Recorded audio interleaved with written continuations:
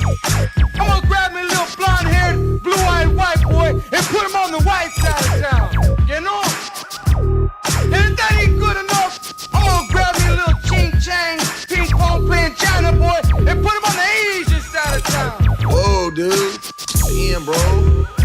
They based as hell over at Cholo Church. They making freaking white dude jokes, making Chinese jokes, bro. They don't even give a fuck. How do all of the Cholo women, like, they were fat before everybody was fat, dude. It's like Cholo women were just always like a circle, dude. Like they was born coming out like a circle, bro. Like they didn't even go through like a transformation where they were like hot when they were young or whatever. Like they was just straight a circle the whole time, bro. The spheres, bro. That's the orbs that Sam Shamoon was talking about.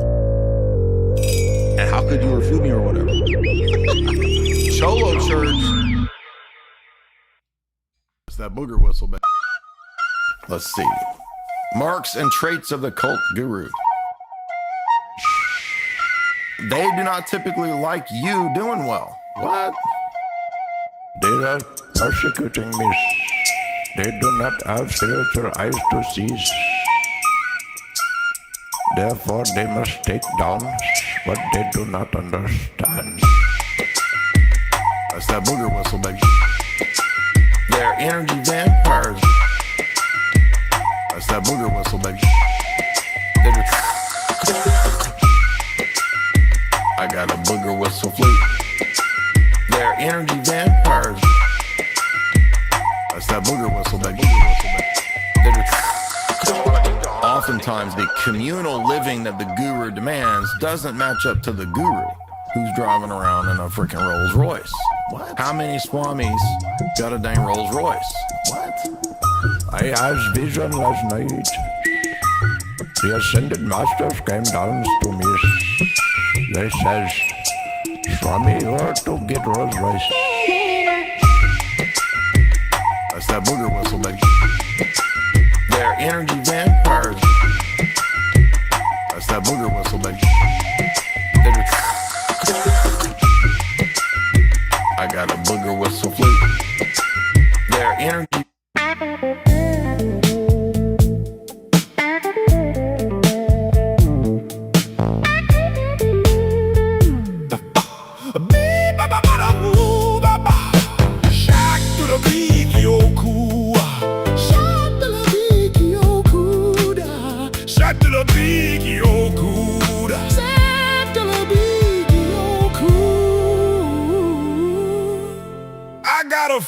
That's a season. I wanna slide this shit out your nappy. Biscuit over here now. I got a hex stars now. We gon' punch that bitch in the good right now. Biscuit over here on now. Somebody heaven. I not the punch in the good bitch. She got a diva, did a cool tonight. She got a diva, diva. She got a diva, diva. She got a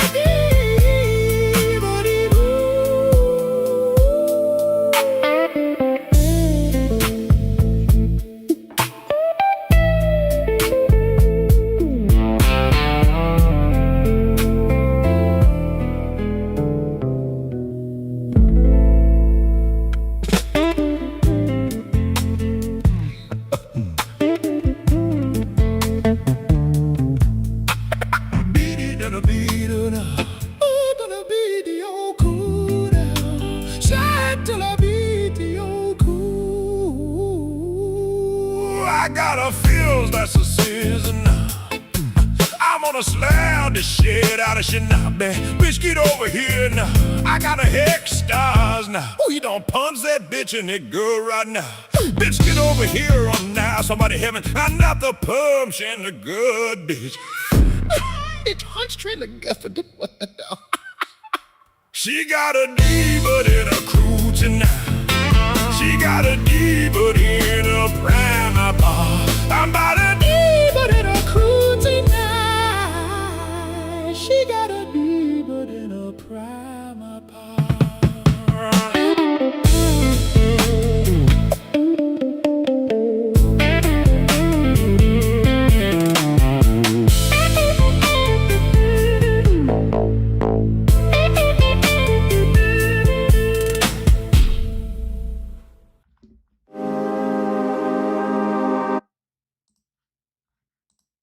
I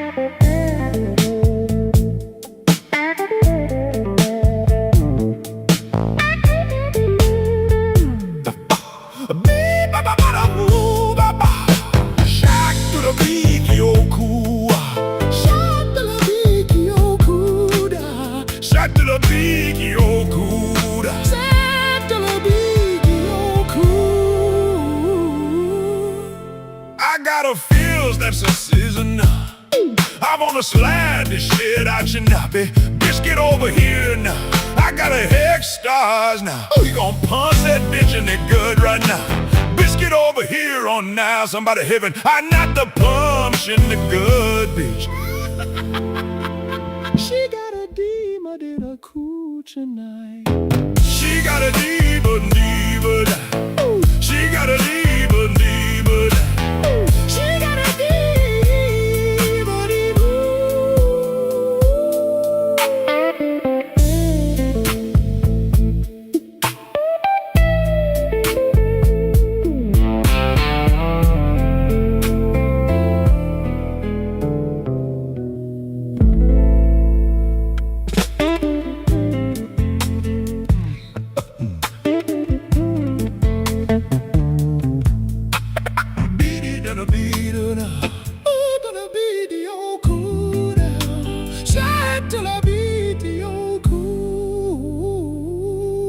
I got a feels that's a season.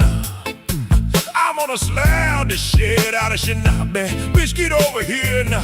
I got a hex stars now. We don't punch that bitch in it good right now. Bitch, get over here on now. Somebody heaven. I'm not the punch in the good.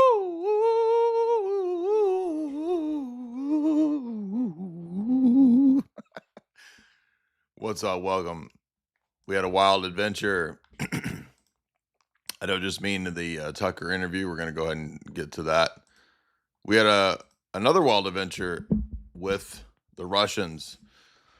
You may be familiar with Pavel Shalin. We have filmed the first 3 episodes of a series that I will be doing in terms of deep discussions about Western civilization and the demons of Western civilization with Pavel.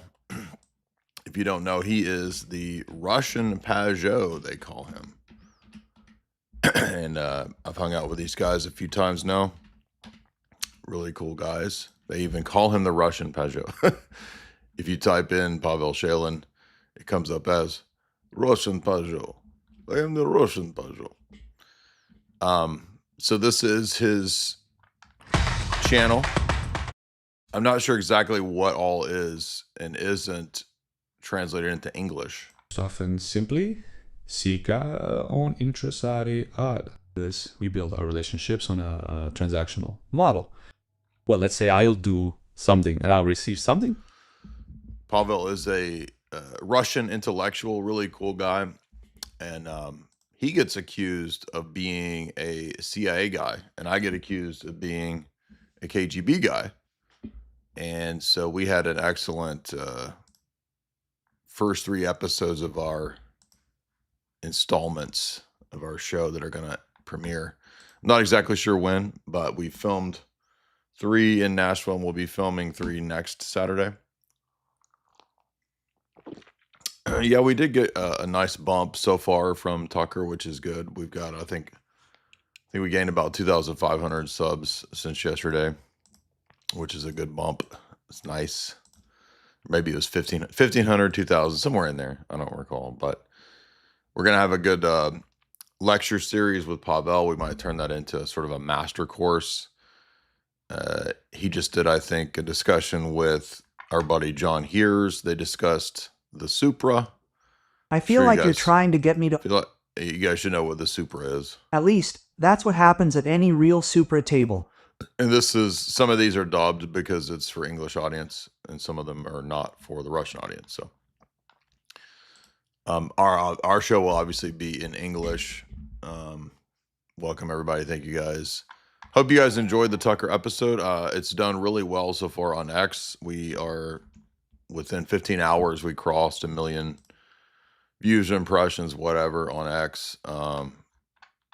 Every time I open up X, I see people talking about it in the For You section, which I hate the For You, but this is the one time when I'll make an exception because I'm seeing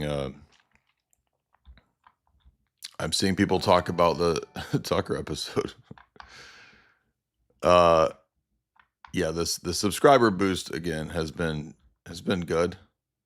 I hope it continues growing. I mean, we've worked our ass off for 10 years to get to 215,000, whatever we're at.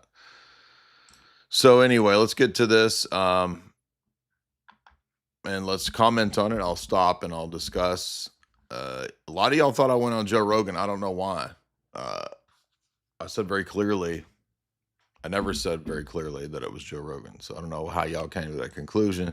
Y'all just be making shit up, you know what I'm saying? Y'all just be tripping, you know what I'm saying? The other thing I didn't expect from this discussion, because of course, as I may have mentioned, I don't know. I think what they do in the Tucker sphere is they like to have the guests not have a perfect idea what's going to be discussed, so it's a little raw, it's a little fresh. And so initially I suggested 6 different topics. Lexi was like, yeah, what do you want to talk about? And I was like, well, here's things I talk about a lot. And did I do a Jesse Lee Peterson impression? I don't remember if I did. Maybe I need to. I don't know if he may not know who that is. I don't know, but so I suggested like 6 different things and they were like, okay. And I was like, well, do you want to pick like 1 or 2? Because any one of these could conceivably be, a whole 2-hour podcast. And she was like, yeah, well, whatever, we'll see. And then, so it ended up being basically all the things I suggested. I think the only thing that I put on the list that we didn't discuss was tag. And I was like, that's probably too high tier philosophy technicality for the audiences anyway. And the Father Stephen DeYoung's episode had done really well with discussing the sort of demonic esoteric type subjects. So they were very interested in the Hollywood occultism stuff. But what I did not expect was, and I had no idea we'd talk about this at all, the first hour is basically Tucker's questions about Protestantism and problems with Protestantism. And so I had no idea we were going to do that. Totally unexpected. It didn't bother me because it ended up being a really great discussion. But that then led to all of Protestant Twitter basically having a meltdown today because of this interview. So all of these Prot commentators who are like know-it-alls. I didn't realize how annoyingly know-it-all all these people on Twitter are. Because I don't ever follow the For You. I try to avoid a lot of the bait. And these people have nitpicked the most annoying, retarded, ridiculous shit imaginable. Namely, when discussing giant swaths of history, you're discussing the last 2,000 years of history or the last 1,000 years of history, you're going to make broad statements. And I've seen dozens of large Protestant, here's the weird part, Protestant and liberal profiles are picking this apart because I didn't properly attribute the precise definition of Hegel's version of dialectics, and I gave the inaccurate Fichte version of that. I'm like, dude, nobody gives a shit about gay-ass dialectics from Fichte or Hegel, dude. It's like, and I'm like, what exactly was I wrong about? Oh, it's not thesis, antithesis, synthesis. It's position, opposition, reconciliation. That's the same thing. It's like you guys are crazy. So all of these spurg nerd Protestant goobers are coming out of the woodwork to pick this apart, and they don't even know what books I'm citing. Like they've never heard of Heiko Oberman's book. It's a famous book. So this was the first thing. Let's see, you open this up. This is all I see, dude. Bud Bundy gave up chasing women for chasing crackpot theories about late medieval philosophy. Like, what does that even mean? And this Defiant Ghost guy, I don't know who this is, but I appreciate him clipping the shit out of this because he's the one that has clipped all these different clips that have enraged all the Protestants. This is awesome. So the most annoying, though, is this Catholic guy, this kid. Where's he at? It's not even worth finding this kid. He's using AI, right? So he's just replying to all my stuff with AI. And he's like a Catholic philosopher. He's like 20. And then we've got R.N. McIntyre. He says my analysis is comical. Let's see if he'll come debate. I bet he won't. I didn't make this up, first of all, okay?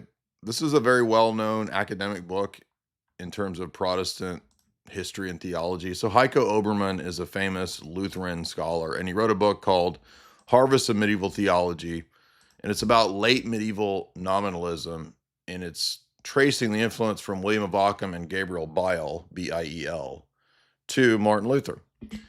And this is not that crazy of a theory. It's pretty well known. So they're all acting like I said Martin Luther caused trans people because of nominalism, which is so retarded because that's not what I said.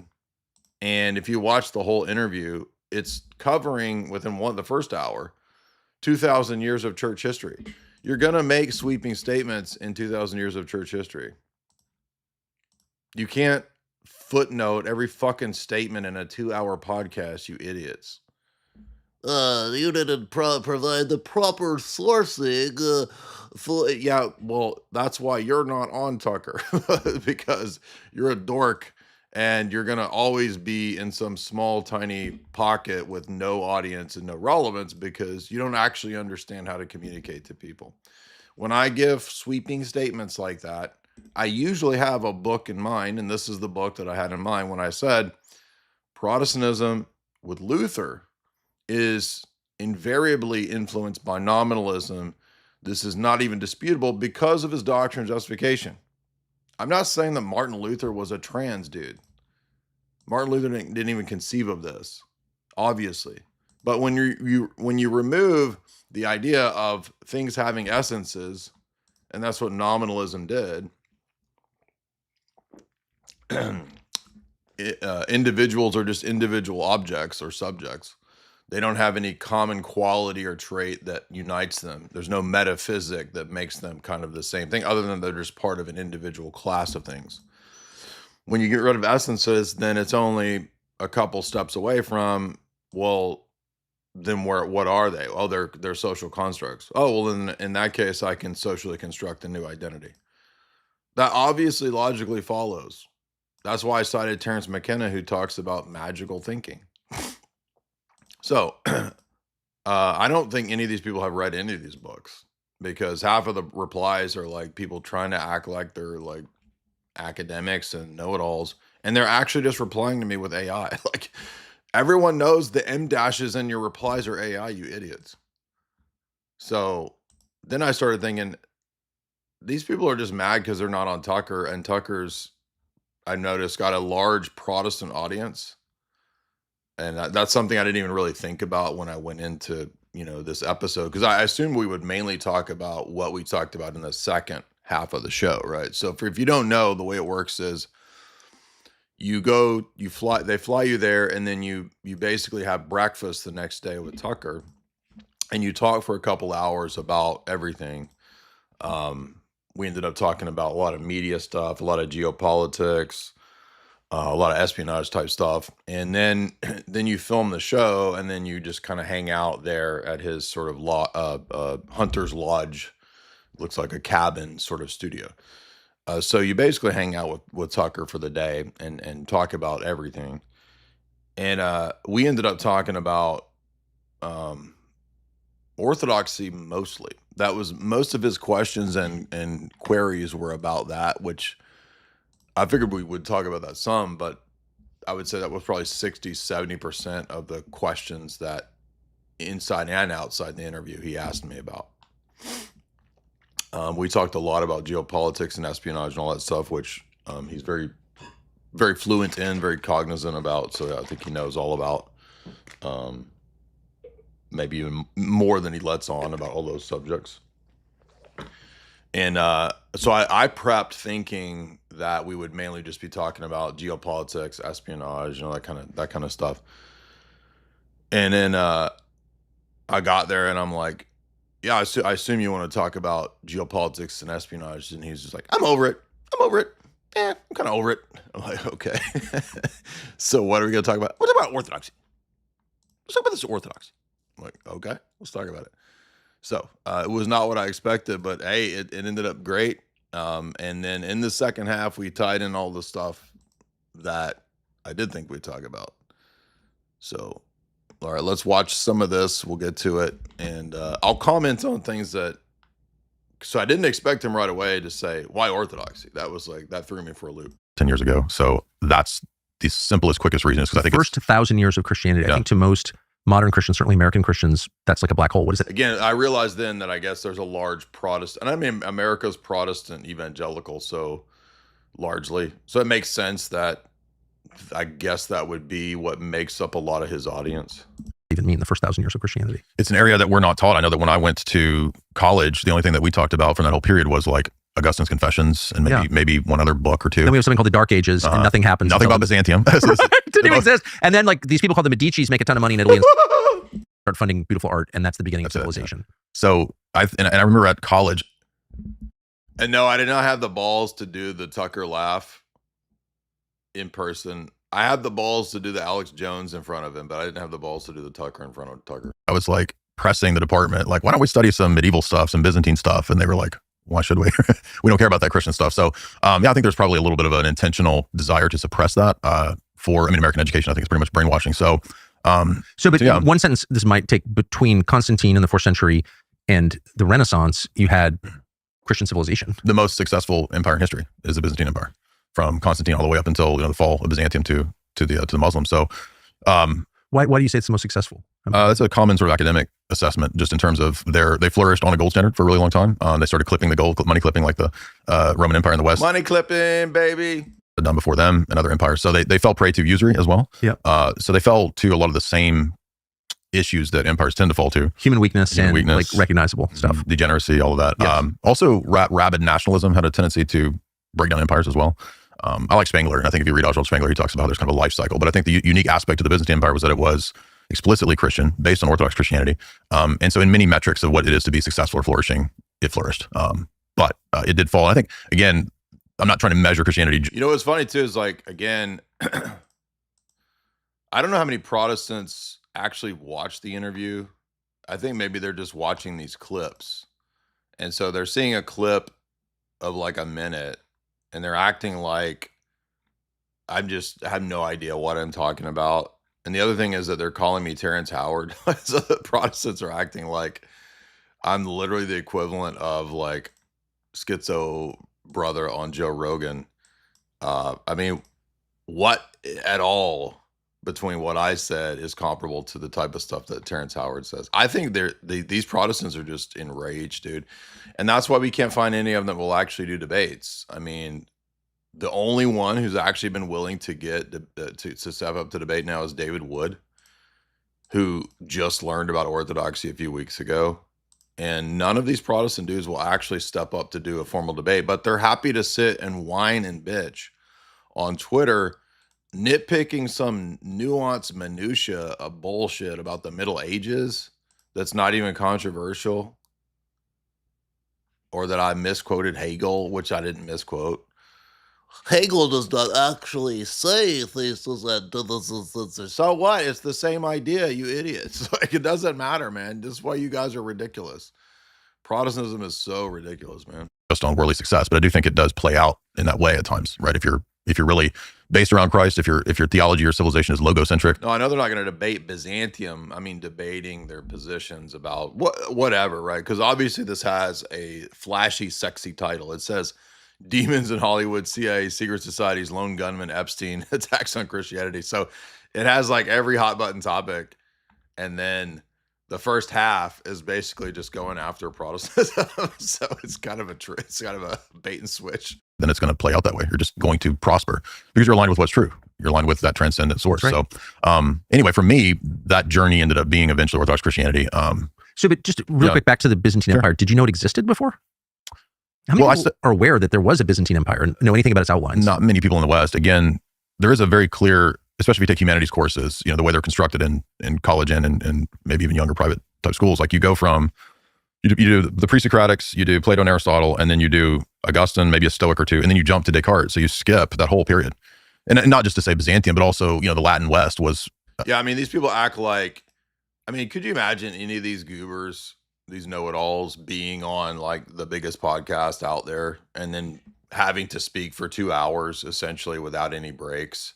Would they be able to not make you can't talk without making generalizations, man. It's just so stupid. It's like no one can converse without generalizations. These are the same people, by the way, that will bitch when other people make generalizations or when people say they shouldn't make generalizations, right? Your average sort of normie conservative. Excuse me, it's impossible to speak without making generalizations. And then I make a generalization and they're like, oh, this man thinks Martin Luther caused the trannies. Explicitly Christian as well. I think it's intentionally overlooked. They don't want people reading what brilliant thinkers were doing in the Middle Ages because this is where we get universities. Universities come out of Byzantium. They come out of the West. By the way, that's not even controversial. I saw these there was a Muslim saying, university come from Muslim woman in year 800. Muslim women create hospital university. I'm like, what are you talking about? So do hospitals. So some of these very fundamental science itself actually comes out of that whole period. So, but we are taught, we think that, these are all a black woman invent hospital. A black woman, Muslim, invent inventions. You would have no invention without a black woman inventing inventions. Enlightenment, post-scientific revolution developments. They're medieval developments. So a lot of that's suppressed. A lot of that I had to kind of just read and learn on my own. Medieval is an adjective, but also an epithet. That's medieval. By design. Throwing and quartering somebody. The Dark Ages, they were dark. That's all Voltaire. That's all sort of an atheistic French Revolutionary attack on what came before. By design. When did you learn that? Well, I was really interested in medieval thought. By the way, I had no sleep before this because we ate this barbecue joint and it totally messed up my gut. I didn't go to sleep until 4 a.m. and then we had to get up at 9. So I had 5 hours of sleep. That's why I look like shit. Classic theology in college in my 20s. And so I was reading Aquinas and reading all these guys as I had all these atheist professors who were constantly debating with them. I did a public debate my sophomore year with the atheist professor. So I would be reading all those guys, studying philosophy and history, and then debating with those guys, and then coming to my own conclusions about that stuff through just reading. So interesting. I keep interrupting your story. No, yeah, I think a lot of people ask, where did you get your education? It was not largely from college. Some obviously exposure came through college professors and university classes to probably mainly to the things that I would not have read without being forced to. Otherwise, right. It's not even a mullet, dude. Get out of here. Otherwise, like, I wouldn't have read Bertrand Russell or David Hume, that kind of stuff. But beyond that, most of the education is actually just from reading myself. So I think that's the key to actually understanding and knowing stuff is not what classes you had. It's just, do you actually read or not? That led you to Orthodoxy? Long story short, yeah. Roundabout way, I went from traditional Catholicism in my 20s to eventually, I took about 8 to 10 years to study Orthodox stuff pretty intensely. So that would be, because I put a lot of time into reading the Latin church fathers. So I was reading Jerome and Ambrose and a lot of Augustine's works. And then I realized I've never actually read the Eastern Church Fathers. And if you get into church history in that first millennium that you talked about, you realize that all the 7/8 ecumenical councils of that first millennium, they're actually all had in the East. They're all called by the emperors, the Byzantine Empire. They're not called by the Pope. Certainly the Pope was either there or had legates there, so the West was represented. 7/8 ecumenical councils? Excuse me, there is 9 ecumenical councils. But it was, in its ethos, it was essentially Eastern in its Orthodox theology. So I just decided to go on a long reading track of reading all of those guys as best I could for many, many years. So that would be like the Cappadocians, that would be Basil, the 2 Gregories, St. Cyril of Alexandria, St. Maximus Confessor, St. John of Damascus. Those are some of the key figures in that milieu of the first 1,000 years that set the tone of all of Christianity in terms of its most fundamental doctrines, the Trinity and Christology, right? That's what Christianity is. Those 2 doctrines are the key sort of linchpin that it all hangs on. So the first 1,000 years is dominated by those topics. And that, in a roundabout way, a lot of people don't realize this either, that actually conditions what type of Christianity you're going to have, how it's going to affect society, how it's going to affect your life. So for example, you have a very truncated version of, say, evangelicalism that's only based around just how you're saved, right? It's not going to affect society. And so those types of Christianities, or I would say deviation. Oh, now I see why the Protestants are all losing their mind. He's straw-manning Protestantism. He's straw-manning Protestantism. Oh, really? How have the Protestant societies fared? Well, look at America. It's a Protestant society. Yeah, how's it doing? They're also very susceptible to being used by other groups. I know you just had a guy on talking about evangelical Zionism and dispensational theology. Because that theology is sort of based around an imminent, end of the world type scenario, you sort of retreat and you're not able to create a vibrant cultural effect of Christianity. Now, I specifically said what type of Protestantism I was talking about. So how am I straw-manning Protestants when I specifically speak of the sect of evangelical Zionists and the rapture ideology? By design. People figured that out. They were very cunning. A few centuries ago, they realized that that's the kind of Christianity that can be useful. So that theology, which I'm not an expert in, but have heard a lot about in the last couple of years, is so totally incompatible with what the New Testament actually says that it makes you wonder, like, what kind of church could fall for that? And it would be a church with a pretty thin theology and right. And a structure that couldn't do anything but apostasy. And it's also antithetical to the Christianity of the first 1,000 years. And the reason I keep saying the first 1,000 years is that that's not just where we get these doctrines of the Trinity and who Jesus is formulated, but we also get the Bible. The Bible itself comes out of decisions of church fathers centuries after the apostles. Yes. So if we're going to have a church or a religion based on the Bible, we really... You'll notice, by the way, none of the Protestants are actually addressing the critiques that I actually leveled against Protestantism, like the canon, etc., liturgical worship. All the Protestants are bitching about is some like minutia issue. He misquoted Hegel. Already truncate Christianity because the Bible itself in our ethos is a liturgical document. It's actually part of a liturgy. It's not a personal devotional book primarily. So divorce it from that context, divorce it from the community that produced it, is what produces sort of aberrant, truncated versions of the religion that make it susceptible to princes, foreign governments, NGOs, think tanks, foundations. They become essentially tools of soft power, which is what I think much of the evangelical Protestant world today, not indicting the individuals, but the groups, No wonder the Protestants are so mad. I was, like I said, I was operating on 5 hours of sleep and just sort of, I don't even remember all the shit I talked about. So now watching this back, I'm like, oh, okay. Now I see why Protestants are getting mad, because I'm literally calling out their whole religion as an NGO. This is great. No wonder. Good. Cope and seethe, loons. Denominations, they're very easily bought off. For example, very wealthy families in the West about 100 years ago were able to... This is like, no wonder they're like losing their mind, dude. I didn't realize. I forgot how much of, because my memory was kind of like, I mean, you fly in, 5 hours sleep, spend all day with Tucker, you film, and then you fly back. So I'm like, I don't even remember all the stuff I talked about. Buy off many of the mainline Protestant denominations and turn them into effectively NGOs. Just one example, the Rockefellers, and they're not the only family, but they're one of the families that invested very heavily in not just the UN, but also the World Council of Churches to create a sort of a supra. Dude, so many Protestants, and by the way, the only people I see whining about this interview are liberals and Protestants. I see a bunch of academic shit libs that are defending the trans stuff, whining about this interview. And then a bunch of Protestants. That's it. But they're not actually making any arguments. They're just whining and bitching and saying that, I got my toenail crooked. And, that's the funny is the internet will like go crazy over a broken toenail and then ignore the actual points you're making. Right. So like you could have like a 2-hour lecture, devastating, amazing points. And then, oh, you actually gave the wrong date for the book that you cited in your footnote. Therefore, everything you've ever said is now discounted. International version of the UN that would be for religions. And they were very explicit in their biographies about how this was to basically make it kind of... This is in the authorized biography of the Rockefellers. We've covered this like for 15 years. There's an entire chapter on funding and creating the World Council of Churches. So make Christianity into kind of a form of soft power for American interests, really oligarchical interests.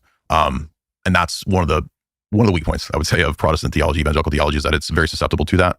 Not to say that the Roman Catholic Church or even amongst the Orthodox Church there aren't people that are susceptible to. Yeah, I mean, this is an issue that's a problem for everybody, but Protestants are losing their mind over this because probably they'd never even heard this. The same types of subversion, but I think it's a lot more difficult when you have an ancient historic type of church that has certain structural integrity and normativity to it, Right. that, you know, Billy Bob Strip Mall Church, right, doesn't have. Imagine the sensation, if you will, of going to sleep feeling like you're floating, then wake. But what about orthodoxy struck you as non-Calvinist? Like, what are the differences, the big differences? So, you know, Calvinism is not just predestination and the sort of strict soteriology. So, by the way, I saw a lot of Protestants and Calvinists are like, he's strawman Calvinism. He doesn't understand Calvinism. I went to Bonson Seminary. I know what Calvinism is. What are you talking about? I've read the entire 1559 Institutes of John Calvin. I was a Westminster Confession believing Calvinist. I know Calvinism better than most Calvinists. Your salvation doctrines. It's also iconoclasm, which ends up, I think, affecting one's view of art and aesthetics. Idol smashing? Correct. And I was a very avid sort of iconoclastic Calvinist when I was young. It's also very rigid in terms of its view of social structure, church and state. The more I read the church fathers, the more I got into that kind of a theology. I realized that like Calvinistic sort of republicanism doesn't really match up with Byzantine imperialism or monarchy. You know, Yeah, I mean, this is another reason why they're getting mad is like, you know, part of the Calvinist ethos is republican governance. And I'm like, nah, dude, where is that in church history? Oh, you mean the monarchies and the empire? No, I mean the Christian republic of what? What? The Christian republic?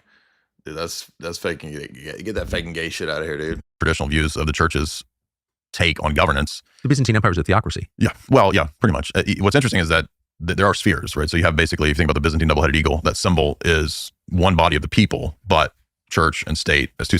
That's a Freemason symbol. That's the Masons was running the Byzantine Empire. Separate heads. So there's spheres of authority, but one body that they share, which is the people. So, and then the West, to a degree, had this until the Middle Ages when you get sort of a rise of the 11th. No, this is something people don't understand.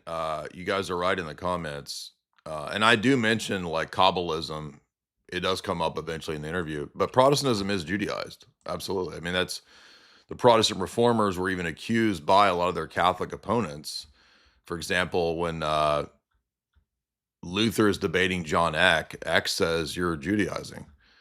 Even though Luther didn't like Judaism, it's Judaizing in the sense that you have a tremendous impact of Judaic and Kabbalistic theology during the time of the Reformation. This is an academic publication that Anthony Westgate put out. This is the Hegel and Hermeticism, Hermetic tradition thing that I put up. Occult Renaissance Church of Rome. Hoffman is another good text on this. Jewish Influence in Christian Reform Movements is another academic book on this. So this is not really debatable or either, but Protestants, they don't get nuances. There's just like, it's either black and white.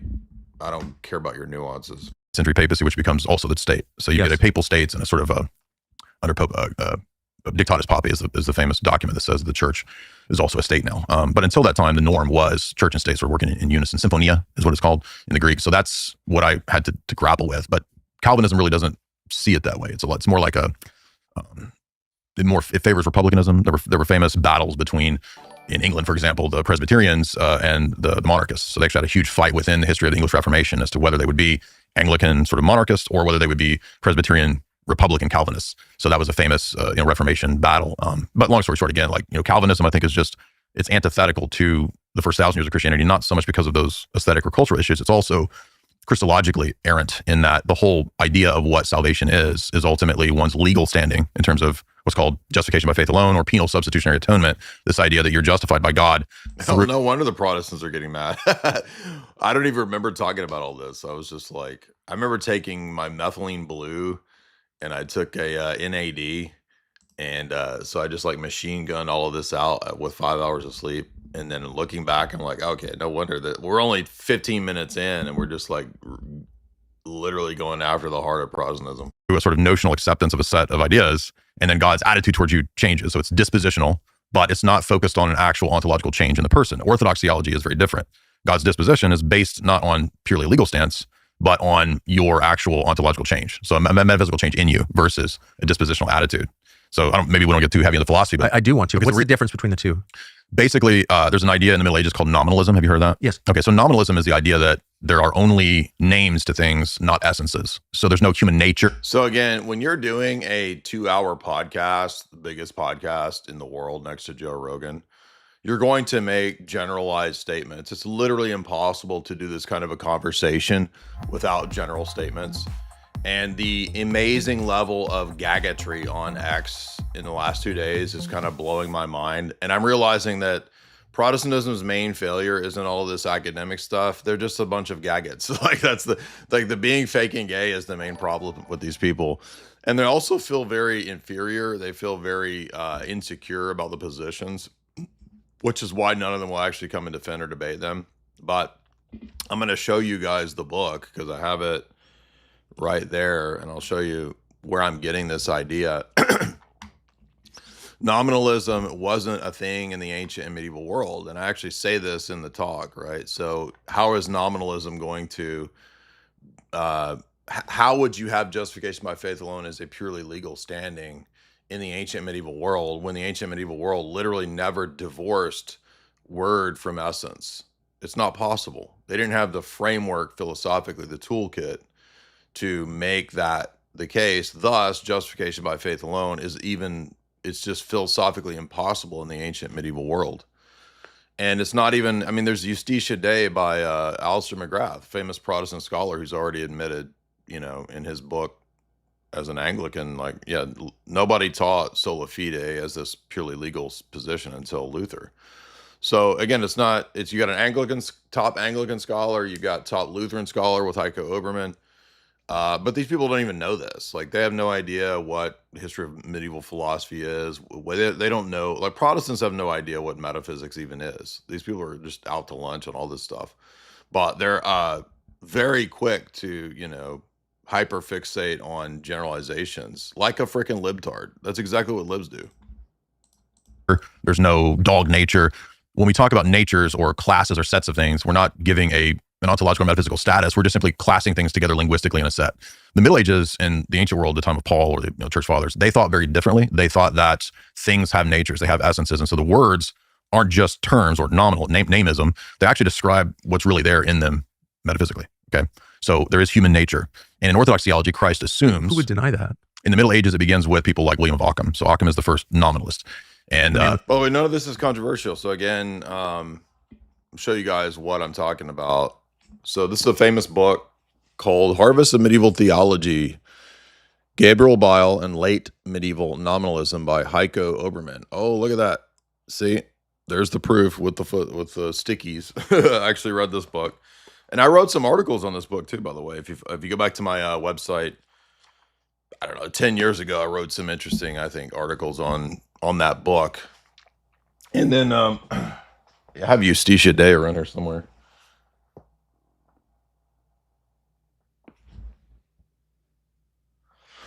But again, like, it's weird to me too. Something that you'll notice when you do these sorts of podcasts like this is things that you think are kind of givens, things that you're not even aware of as being controversial.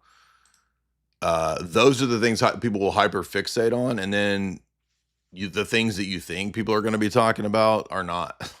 Like, I did that Kat Von D interview, and like all these comments are talking about my socks, and I'm like, y'all didn't listen to the interview? You just want to talk about my grandpa's socks? So people will fixate on the silliest stuff. Where is that book at? I know it's around here somewhere. Anyway, so, but I mean, the main book that I'm taught that's relevant for this is, I mean, he's arguing that really Luther could only have this positional sort of legal standing idea what justification is when you have the severance of the term or the name from the reality. So the question is, well, how could we be made righteous in God's sight if we're actually still filthy rags, right? In the Luther conception. Well, nominalism provides that because Luther says, well, God decides and declares it to be whatever it is. So even if you're righteous, if you're wicked, if you're filthy rags and God just declares you as righteous, then you are that regardless of what you metaphysically actually are if you're wicked. So that's why nominalism is the presupposition for Protestant justification by faith alone. Okay. It's not saying that Luther had a nominalist view of every single thing. It's not saying that Luther literally created trans people. I mean, this is so insane. It's like people didn't even listen to what I said. There's a long trek of ideology from nominalism to the point where people are saying, postmodernism, right? It's just all created narratives and you make up your reality anyway, so you can make it whatever you want. The razor. Exactly, he's known for that. And he challenges some kind of established ideas of like essential. It's called essentialism, that things have essences. And so he also goes up against this idea of universals, that there's no such thing as a universal class or essence of a thing. None of that's even controversial. So people are like losing their mind over me talking about nominalism, and literally nothing I said is even controversial. And that had been kind of the norm since Plato and Aristotle as well. But so you get a denial of essentialism and essences, and then you get another guy named Gabriel Bile, and he's very influential on Martin Luther. And so when the Reformation kicks off, there's just yeah, see, nobody even talked about that. I literally named the names. Nobody even talked about this. Luther is not a nominalist. Yes, he is. About how could you be called righteous if you're not in fact righteous? So if as a human being you are, menstrual rags, as Isaiah says, as the Reformer said, then how could God call you righteous without being a liar? Well, enter in nominalism, and nominalism is able to say, because things don't actually have essences, they just have names. And so if God calls you that, you are that legally, even though in actual fact you're wicked. So that was, and Luther was very happy to utilize that nominalistic approach. And by the way, this is not just my theory. This is famous Lutheran scholars. There's a book called Harvest of Medieval Theology by Heiko Oberman. And the whole thesis of that book by Lutheran is that Luther had to use nominalism. So we're also though moving away, not just from theological squabbles, but the idea that things have natures. And this is how we get to David Hume and Kant and these Enlightenment figures, which give us the, scientific revolution supposedly. This is how we get to there's no male and female. So you can see kind of the logical train here. If things don't have essences, well, then they don't. Well, yeah, I mean, I'm actually correct about this. All of these people on Twitter are losing their mind over this. And it's all it is all of these people wanting to give this impression that they're like really intellectually sophisticated. Excuse me, there is no direct train of ideas from the Middle Ages until today because ideas do not have consequence. No, there are ideological trains and chains of causation, but from one bad idea to the next.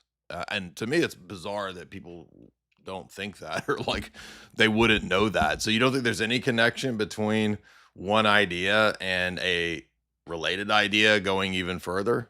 That seems kind of obvious to me, but I actually have genders, right? Objectively, because everything's just a name. So I can just name myself he, him, hers. Yeah, I think this is actually hits at the root of the problem of Protestantism.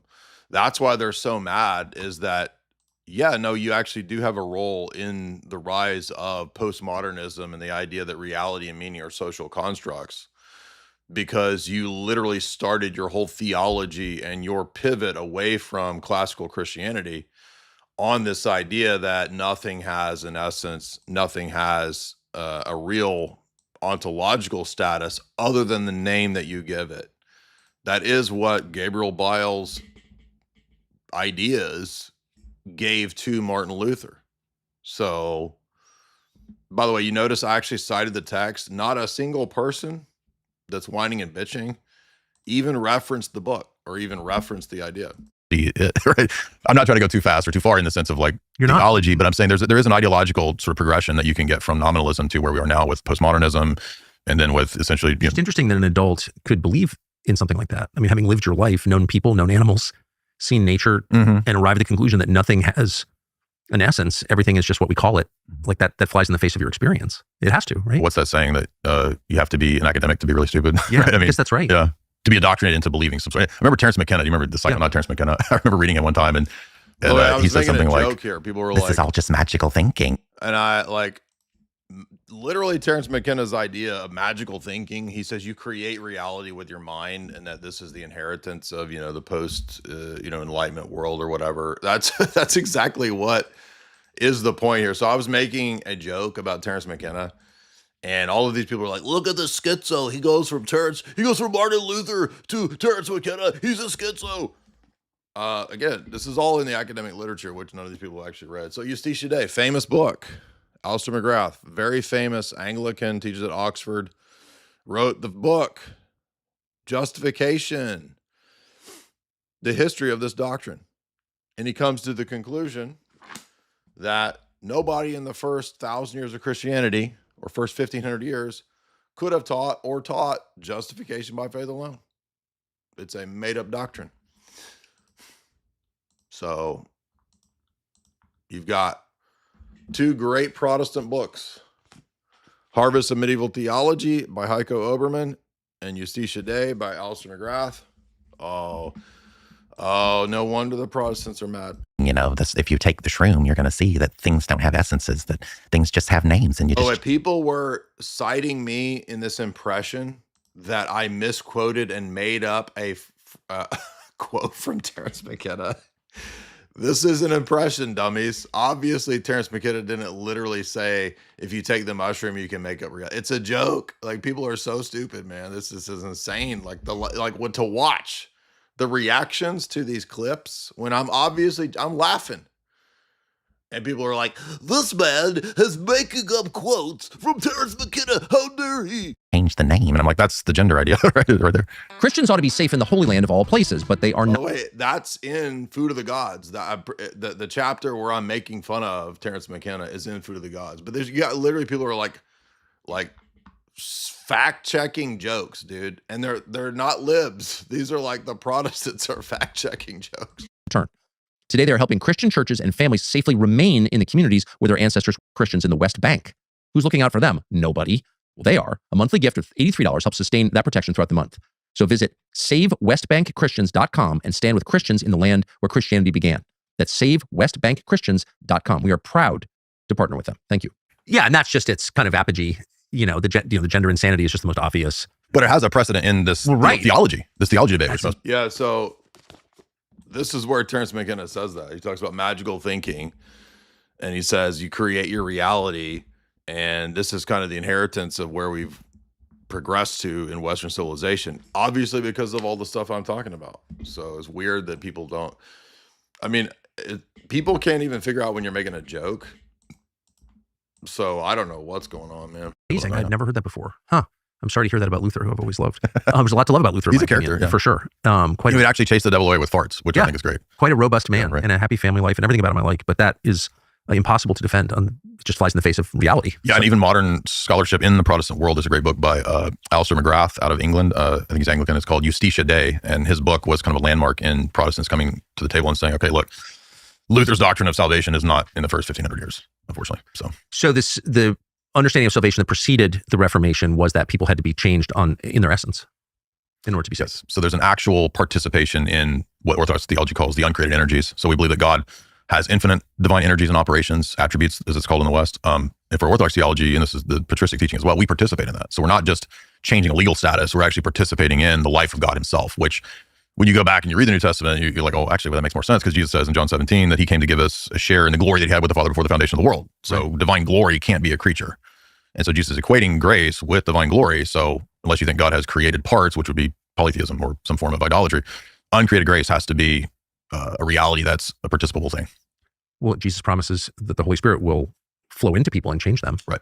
And that happens. Spirit's not a creature, because then you would be anti-Trinitarian. So absolutely, this is why Peter says in his epistle, right, that we become partakers of the divine nature. So very strong language in the New Testament and the epistles for what we call theosis in the Orthodox Church. Paul says, for example, in Thessalonians, that it is the dunamis, or the power of God, that is at work in him. So the actual power of God, which can't be a created thing or created grace, which unfortunately, even in Latin Roman Catholic Church in the Middle Ages, created grace becomes a normative thing, where what you're getting is just another form of created. The Orthodox Church saying, no, the incarnation itself tells us that the uncreated united itself to human nature in the incarnation, and that Jesus deified the human nature that he assumed with his own immortality, grace, and uncreated energy. The role of the Bible in the Protestant world versus the Orthodox world you described. Dude, I don't even remember talking about all this. I mean, like I said, I just remember being super tired. I had a horrible meal that upset my tum-tum. So I was just laying. I had to take a melatonin gummy. I had to take a melanin gummy. I had to take a melatonin gummy just to go to sleep, and that didn't kick in until like 4 a.m. So, and then you're up at 9 to have eggy weggies with tucky wucky. So, man, I don't remember saying any of this stuff. I mean, it's coming back to me now, but like, no, I was drugged in the sense of melatonin. By the way, if you do want to call in, you can call in right here. I was trying to change the time on the Twitter space, but I couldn't get it to change. So here is the call in right here. If you guys want to call in right there. Yeah, I kind of went on. Tucker's my handler, obviously now, so he used the trigger words to bring out my alternate personalities that could handle the interview on the spot, even though I was like super tired. So, this always happens when we travel because I have such a terrible stomach diet issue. When we travel, I have to find some local place to eat, and it's always like the worst. And then, so I can either not eat and be like frail and out of my mind, or I can eat and have like explosive IBS issues and then try to do interviews. But anyway, by the way, if you want to call in, if you have questions, comments, debate topics, the Twitter space link is right here. By the way, I'll be going on Father Ivanov's podcast here in a moment. Transfigured Life, as you guys know, I think we've done 2 or 3 episodes of Transfigured Life. So I will be going on with those guys here in an hour and a half. So here is the link. We might have to do a couple installments of watching this Tucker episode to get through the majority of it. But there's the link if you want to call in and hit request to speak. I'll bring you up, and you can ask your questions. You can offer a challenge. You can tell me why I don't know anything and I have not mastered Hegel. Like, who cares about mastering Hegel anyway? Trey, what's up, dude? Like, this one Protestant professor, dude, he was just going crazy over imprecise sourcing of Hegel. And I'm like, who cares, dude? Nobody cares about Hegel. What's up, man? Trey, I'm mute. Trey, dude, what's up, bro? What's up, Jay? What's on your mind? Hey, I'm really curious with Father. Are you bi-curious or just curious? Just curious. I try to keep it Trinitarian. What now? With Father Stephen DeYoung going on Tucker, and now you on Tucker, and Father Josiah too, by the way. Oh, that's true. I forgot about that. Is there a possibility that like Tucker's legitimately curious, or is he going to stay pretty waspy for the foreseeable future? I mean, like I said, I would say 60% of the whole day that we spent with him was questions about orthodoxy. So I would say he's genuinely open and interested. I mean, he said things like, in his experience, the only real Christians that he's met they tend to be Orthodox, the ones that actually display the fruits of the Spirit. He's said stuff like, he's open to it, but he still struggles with issues of icons and sola scriptura. So, yeah, pray for Tucker, but that's where he's at in terms of all of his specific issues. John, what's up, man?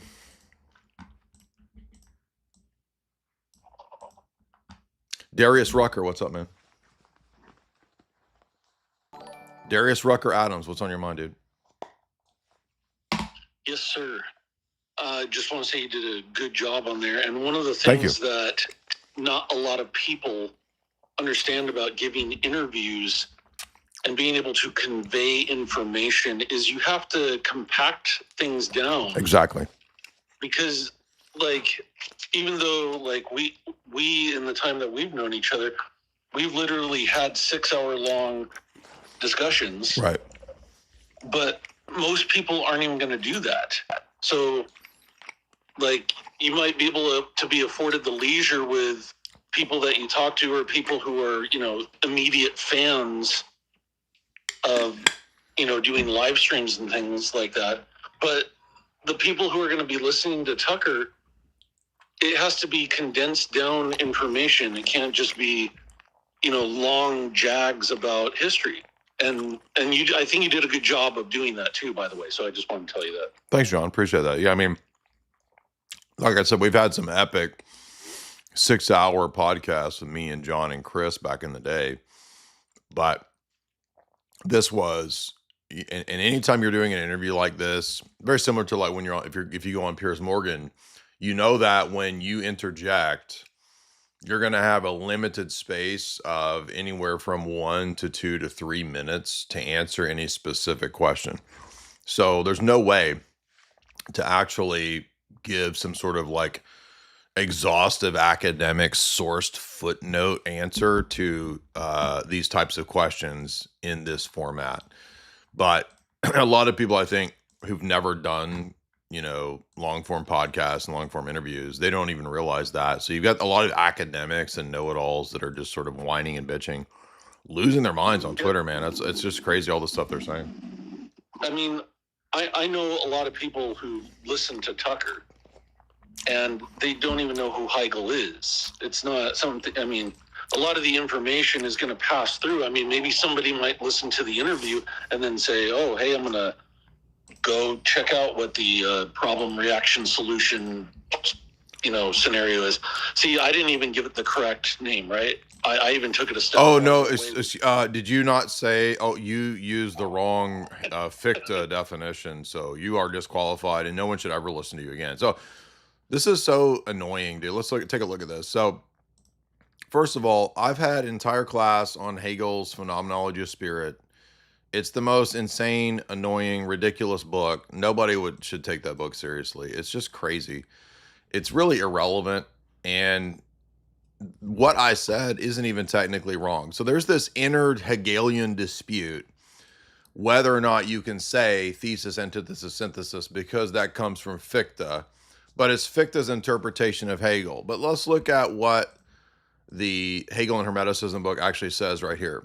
Further discussion on the nature of the process is in order. As is well known, Hegel claims there's a necessity to dialectical transitions and a completeness to the system.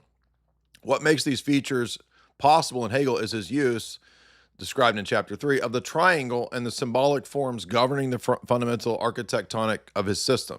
The necessity of Hegel's dialectical transitions is displayed in the triadic structure. It is frequently pointed out that the structure often portrayed as a process of thesis, antithesis, synthesis. So first, let's note that it's admitting that in Hegel, you have these trinities and these triads. And that's because Hegel thought that you could take the doctrine of the Trinity, which Christianity was this sort of this low IQ cloak for this super mystical Hegelian Trinity of position, opposition, synthesis. Okay, who cares whether you're using the words position, opposition, synthesis, or thesis, antithesis, synthesis, or problem, reaction, solution? It doesn't matter. It's the same idea, right? Some have suggested that the triadic form of the dialectic is a Hegelian myth. It should be discarded. As we have seen, however, Hegel places a special emphasis on triad as an element of the Philosophia Perennis, the perennial philosophy. Recall this remark about Kant and the triadic form in the preface to the Phenomenology of Spirit, which again, I had a class on Phenomenology of Spirit. I'm not even saying stuff that's controversial, but the book is important. It's impossible to read that book. The triadic structure of dialectic may be described as follows. Idea, which is thoroughly suggests its opposite and an opposing contradictory idea, and then the third, reconciliation of these two. So thesis, antithesis, synthesis. Exactly. Like, this is so stupid, man. And it was so weird to see like these professors who have, we got a gotcha on Dyer. We've got the gotcha. And I'm like, how is this even a gotcha when it's just, it's different terms for the same idea? So it literally defines the triadic structure as position, opposite, synthesis. How is that any different from thesis, antithesis, synthesis? That's Fichte's term. I don't care. Who cares? It's literally just losing your mind over like Spurgatron 5000 nuance that nobody even cares about, dude. And here's what this professor wrote to me. I don't know what positions you were referring to. The book that you were citing contradicts your claim that Hegel said thesis, antithesis, synthesis. Dude, it's an interview. You're going to say Hegel's idea of thesis, antithesis. Hegel didn't actually use that terminology. Who cares, dude? It's the same idea, whether he used the phrase or not. This is Protestantism now. By the way, this guy's a Protestant professor, this guy here. So people lose their minds over like phrases and words as if the concept isn't the same. It literally is defined as the same concept.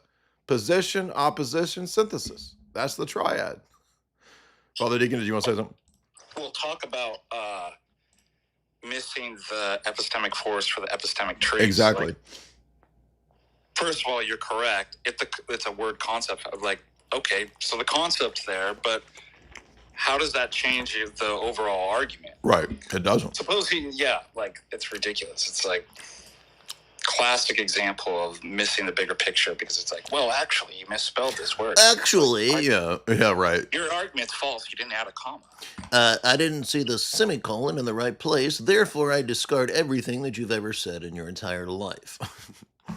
You are clearly a false intellectual because I didn't see the semicolon. Alex, what's up, dude? Unbelievable. Unbelievable. I like it when you guys are named Alex. Alex, what's up? Unbelievable. Alex, you want to unmute? I'm going to give you a prop. I feel like you did so well in that interview. I feel like something unique about you that I don't have. I feel like if I made the exact same points and say the same thing, there's something about me that people would be like, oh, this is too academic and I don't understand anything he said. Because you're not a diva, dude. You're not a BIPOC diva. I can speak to the people. Yeah, I actually good at that one. Alex, you're on there. Yeah, obviously, good job, Jay. You were very winsome in Thank that you. interview. It was very the year of love type. It was great. But yeah, just all this whole reaction just shows like how severely insecure a lot of these people are. Exactly. They'll make this, like you were saying, like Father Deacon was saying, that they're putting form over substance. Like substantively, you're saying the same thing, but because, it's not the right word or something, now they can go and feel smart because they corrected this guy that was on Tucker. And it's like, it's so pedantic and they're just such small people. And it's really sad what academia has come to. Like, this is a university professor that's making these distinctions. Like, these people need to grow up. Exactly. And, this is unfortunately the divorce that people in academia, and I'm not talking about you, Father Deacon, I think you're really good at sort of bridging that gap. But people in academia are so in their own little bubble that they're completely divorced from what's relevant to the rest of society and the rest of the world. Tucker's audience is not going to ever care about whether Fichte's reading of Hegel or Hegel himself meant whatever. Like, they don't care about that. But to fixate on something so niche and bizarre, it just shows the out of touch nature of academics with the rest of society. So, anyway, I'm going to play a little bit more here. I want to remind you guys that I'll be speaking at the Ludwell Conference. You can get tickets. This is September 12th in Kentucky. Our buddies Jim Jotras will be there. Dr. David Bradshaw, the esteemed Dr. Bradshaw, will be speaking. Buck Johnson will be there. Our buddy Ben Dixon from Union of Orthodox Journalists will be there. Dr. Clark Carlton will be speaking. You guys know we've been recommending his books for many years. I've never met Dr. Carlton, but he will be speaking. So Ludwell is again in Kentucky this year, September 12th, Falls of Rough, Kentucky. Never even heard of this place. I've been to Kentucky my entire life. Never heard of Falls of Rough, but it sounds like a made-up place. So we'll be having the Ludwell Conference at a completely fictional, made-up town in Kentucky. Hopefully you can find it since it doesn't exist. But also I'll be at DebateCon with 2 or 3 debates, maybe 4. I'm not even sure how many debates we're going to do. This will be this weekend. No, I'm sorry, not this weekend. July 25 and 6. I'll be debating Jake the Muslim out of position again. I'll be debating the Quran-only Muslim dude named Naeem. And I'm going to be challenging God Logic in person to a dance-off. Cleve and I were discussing whether I should troll God Logic by trying to challenge him to a dance-off because we all saw his church dance. And I got to say, dude, for a black dude like myself, I mean, he was kind of herky-jerky, dude. It wasn't really that smooth of a dance, if you ask me. I honestly feel like I could dance better than God Logic at this point. So we'll see where it goes. Let's get back to Tucker here. I got to read some super chats here in a second. We'll do some more calls. I think you said in Protestant Christianity, the Bible is seen as like a tool, what's a guide, of course, the guide, the only guide really, and it is a devotional. Yeah. But in the Orthodox Church, it's a liturgical document. Now notice right here, the Protestants are already bitching about this. Did I say that in the Protestant world, it is only and ever a devotional book? No, I said it tends to be that. It's a generalization. So all of these same conservative Protestants who lose their mind right when people say, like leftists say to them, you can't make generalizations because they make generalizations all the time. They're literally being leftists, losing their mind because I made generalizations in this interview. I knew they were going to do that. Yeah. And I was really proud of you that you actually did qualify. I'm like, oh, I hope he qualifies that primarily it's a liturgical book. And then you added the second addendum to actually say, of course, you can, study it. You can do that, yeah. Because your home is a little church and stuff. So they don't care. Yeah, it's everything because everything's either or. So it's like, oh, you think that the home is a little church? So you're saying I don't need the church because the home is a little church? No, it's obviously. Also, a lot of them have never even heard of that idea that it would just be, it would be primarily a liturgical book. Like nobody's even heard of what the word liturgy is. Yeah, a lot of the evangelical audience here, yeah, exactly. This is all sort of probably new to them. But I didn't realize, but again, like I said at the beginning before you guys got here, like I guess I should have thought about this, but probably the majority of Tucker's audience is evangelical and Protestant because that makes the most sense. I mean, I'm sure he has a decent Catholic audience, but since he's sort of probably the biggest conservative commentator, obviously America being sort of Protestant evangelical largely, now I see why they're all enraged. A lot of people migrated over from Fox News. Exactly, right.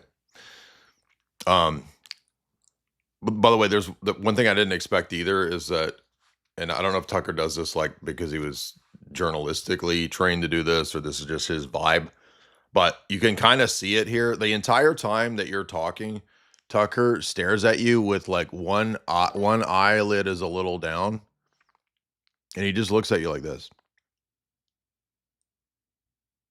And he's like sort of frozen. So it's a little off kilter. It puts you a little off kilter. And I don't know if that's like a journalism technique or something, but I mean, it didn't bother me. It was just a little, it was formal. I'm not used to, I guess, when you have, usually podcasts are informal conversations. And this was much more of like a formal interview. So you can see right here, his right eyelid is a little lower down. And that's the death stare that he gives you the entire time that you're talking. Correct. What does that mean? The Torgos has to do with the Greek word of offering or offering of thanks, offering of praise. But it's also in the Hebrew tradition, we think that was proto-Christianity, the ancient Hebrew text. It was part of, for example, David's Psalms. Those were Psalms that David wrote to be sung at the temple liturgy. Right. So liturgy is a sort of structured form of worship that Orthodox, Roman Catholics, Anglicans, Episcopalians, they have a very structured form of worship that is called liturgy. But originally it just means sort of offering. And even in Pauline epistles, like the book of Hebrews, towards the end of it in chapter 13, Paul talks about Christians have an altar that they eat from that the Jews that serve the tabernacle have no right to eat from, because our altar is the true altar, which is thus a liturgical altar. That very chapter he discusses the liturgical thanks and offering at that altar. So from the earliest days, Christianity had this sort of altar-based form of worship. Again, another Reformation distinctive. All this, by the way, was targeted at the Protestant audience. That they began to move away from the idea of an altar towards a. I mean, I didn't realize it was as big of a Protestant audience, but I was like, all right, I'm gonna troll these Protestants a bit. Table, right? So you have sort of a desacralizing of the worship space to not be a Eucharistic offering, but a shared meal. Which, and we're not totally opposed to the idea of it being a shared meal, but it's first and foremost a worship offering. If you go back to Abraham built an altar. God is always worshipped at an altar. At least the biblical God. So, by the way, that's another proof that Islam is false, because Islam removes an altar and has no conception of that for their worship. For us, the Reformation then represents a form of turning away from that. It's a form of sort of Judaizing. It's a form of returning to a form of rabbinical. By the way, so there you go. I said Protestants are Judaizing and Judaized. That's another reason why they're so mad. Theology. And many of the reformers were actually very influenced by rabbinic theology, by the Talmud even.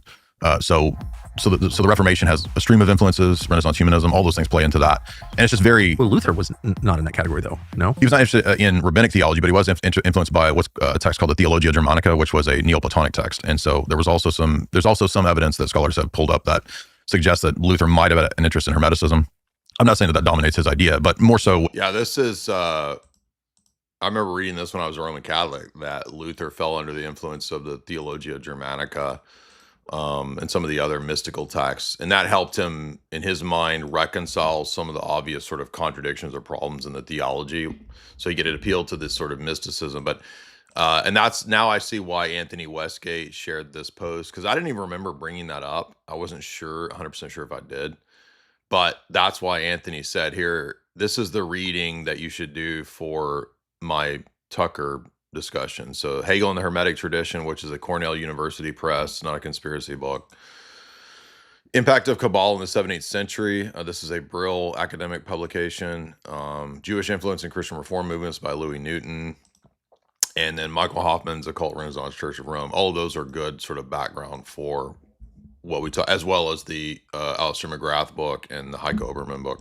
Calvin and some of the Swiss reformers, they were a little more directly influenced by rabbinic theology and Talmudism, but not so much Luther. No, Luther was very anti. I mean, he didn't even like Moses. He said, "I like to punch Moses' teeth out." so Luther didn't even like the Old Testament at times. But again, he's a boisterous sort of, he certainly was satirical character at times. So it's hard to know exactly. The most hilarious theologian in history. He was very hilarious. So it's hard to know exactly when he's always being literally, might just be joking around. But no, I don't mean to mischaracterize, because I know Luther wrote about the Jews and their lies. That's a famous text that he wrote. So I'm aware of that. But just in terms of the general, trends of the Reformation outside of Luther, with Calvin, Zwingli, Melanchthon, even later Lutherans were very involved in the founding of Rosicrucianism. Johann Andre is believed by some scholars to be the author of the Rosicrucian Manifesto. I forget exactly what it's called. But by the way, this isn't even... I mean, this is well known in academia. I'm not saying it's true because it's in academia, but a lot of people were losing their mind because I said that early Lutherans were involved in... It's like the second, third generation Lutherans. I mean, Dame Frances Yates has a famous book on Rosicrucian Enlightenment. She was a scholar. This is not a conspiracy book. It's literally like Penguin Scholar or a Rutledge Classics academic publication. I read this book like 15 years ago. Okay, Rosicrucian Enlightenment, very famous book. You could disagree with it, but it's like it's not something I was just making up. Like, people are acting like that one Protestant who was calling me Terrence Howard, right? Because I'm like, well, first of all, he just mistake one BIPOC person for another BIPOC person, probably. But this is an academic text, Rutledge Classic. Dame Frances Yates traces the influence of John Dee and Hermeticism into the founding of the Rosicrucian movements. And she argues, and it appears that the author of the Rosicrucian Manifesto is or could be Johann Andre, which was a Lutheran theologian. And I don't think that so some people make this argument too from the Luther Rose, his symbol, maybe. But I don't know if Luther I wouldn't say Luther founded Rosicrucianism. I never said that. She doesn't say that. She just says later generation, second, third generation Lutherans were into Hermeticism and mysticism, and Johann Andre is the key character here. So again, but I'm citing historical academic texts for all of these ideas here. So that is there, and a lot of that has to do with Kabbalistic ideas. Who are the Rosicrucians? This was an Enlightenment era secret society of sorts, which in the 1600s, 1700s, there was a lot of these that were popping up everywhere, because you still had, in Protestant countries, you had certain laws that would, and in Catholic countries as well, they would forbid participation in secret societies. They would forbid, practicing of the occult in various ways. But you also had court alchemists and people that would kind of, like John Dee, he was the court astrologer to the Queen. So they would. Dame Frances Yates' first chapter is on John Dee, so that's why I cited John Dee, because I'm just remembering the course of this text. I still have the book. I mean, again, everybody should read this book if you're not familiar with it. And it's interesting because she wasn't an apologist. She was just sort of tracing influences on the Reformation, and part of that, the Enlightenment, part of that influence is Reformation theology, particularly Rosicrucianism, out of the Lutheran circles. Kind of do these things on the down low, secretly. And so you get a rise of these secret societies. This is where some of the first speculative Masonic lodges start to pop up in the 1500s, 1600s in Europe. But you also had a very interesting confluence of Hermetic and Kabbalistic groups that were popping up, particularly Spanish rabbis that were very popular in Spain seem to be involved in some of This is Isaac Casaubon. This isn't even controversial that there were Kabbalistic rabbis in Spain. So people were acting like I'm a schizo because I talked to them. This is an academic text, man. This isn't schizo stuff. the rise of Kabbalistic influence in the West. And that, I think, contributes in part to the Rosicrucians who, according to, there's a great book by Dame Frances Yates called Rosicrucian Enlightenment. She actually argues that the Enlightenment itself was heavily influenced by Rosicrucian ideology.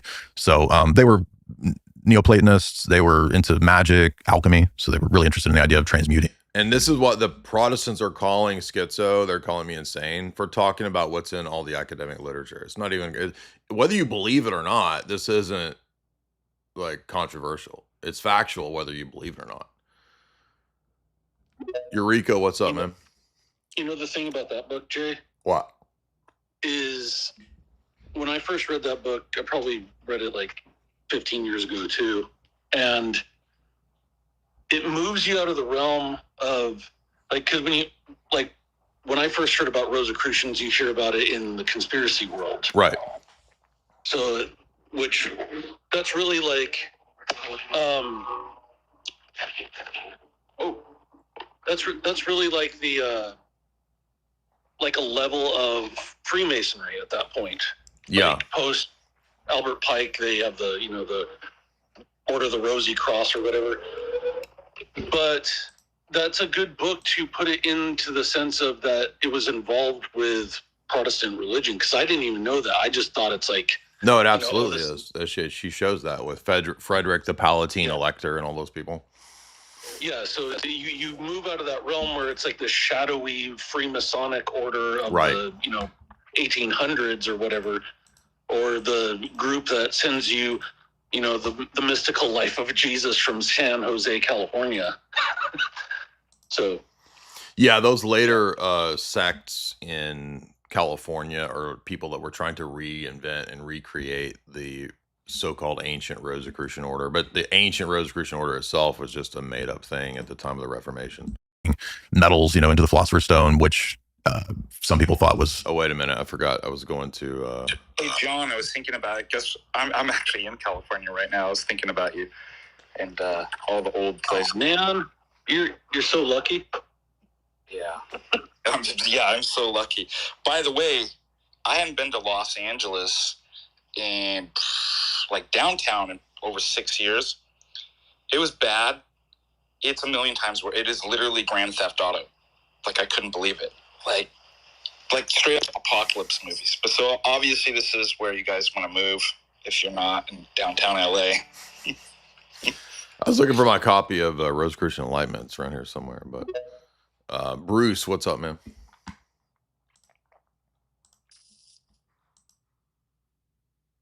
Go ahead. Hey, what's up, Jay, man? Good job on Tucker. Thank you. What's on your mind? I got your books, man. Thank you again for signing them. That's great. I'm curious, coming from the Protestant Reform perspective, I'm not really seeing like the eschatological discussion on the millennium. It seems like most are a-mill, but like, is there any room for post-mill in the Orthodox framework for eschatology? No. Yeah, there is. Yeah, I think there is. I've made that argument many times. Oh, for post, sorry, I thought you said something else. Yeah, I mean, there's some, yeah, there's no, we don't have a set position except that you can't be premillennial because that's what I thought you said. Yeah, I mean, pre-mill is condemned at Constantinople I because it attempts to assign a time frame to the kingdom of God, which there's no 1,000-year. You can't be Achilles, but you could be a-mill or post-mill. Absolutely, yeah. So I actually used some of those arguments against people for years as a reform person. But so like the idea that we're in the church age doesn't really reflect or contradict with the post-mill position for the Orthodox Church? No, why would it? What do you mean? I'm just trying to understand how they work out, like where the end time, like, so in other words, like there's this destruction idea that I read in some patristic readings around the destruction of the earth, and then it comes new heavens, new earth. It's sort of a consummation, but many post-mill don't see it that way, right? It's more of a I guess, like a full sanctification. Well, but I of mean, the there's earth, nothing right? about the idea of the kingdom coming to fruition and permeating the entire earth that is antithetical to orthodoxy, nor is that itself some statement about the exact order of the events at the end. So in other words, you could have a permeation of Christianity throughout the earth and then an apostasy. So any of those sequences are possible, but there's nothing about the idea that Christ Christianizes the earth and then eventually returns, whether there's an apostasy or not. I think there will be an apostasy, though. Okay, all right. Well, any books to read on that specifically? Yeah, my godfather published James Jordan's 3 volumes commentary on the book of Revelation. You could read the little book called Apostasy and Antichrist from Jordanville Monastery. It kind of makes the same types of, because one of these things that you could point to is a conversion of the Jews, right? So Paul says eventually the Jews will convert. That will be like the whole world undergoing a death to life scenario. So you could have a Christianizing that occurs very quickly. We don't know the exact sequence of those events, but I don't see any reason why there couldn't be some. I think people take postmillennialism to be like this entire schema when it's just simply saying that there is a Christianizing of the world and then Christ comes at the end. Whether there's an apostasy or not is not essential to postmillennialism. Eureka, what's up?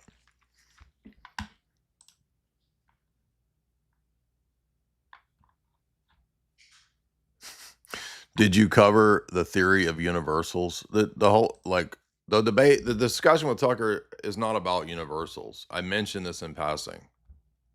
There's no the Protestant world is not going to care about some medieval debate about, like like a middle position of realism or immediate realism. They don't care about that. Billy, what's up, man?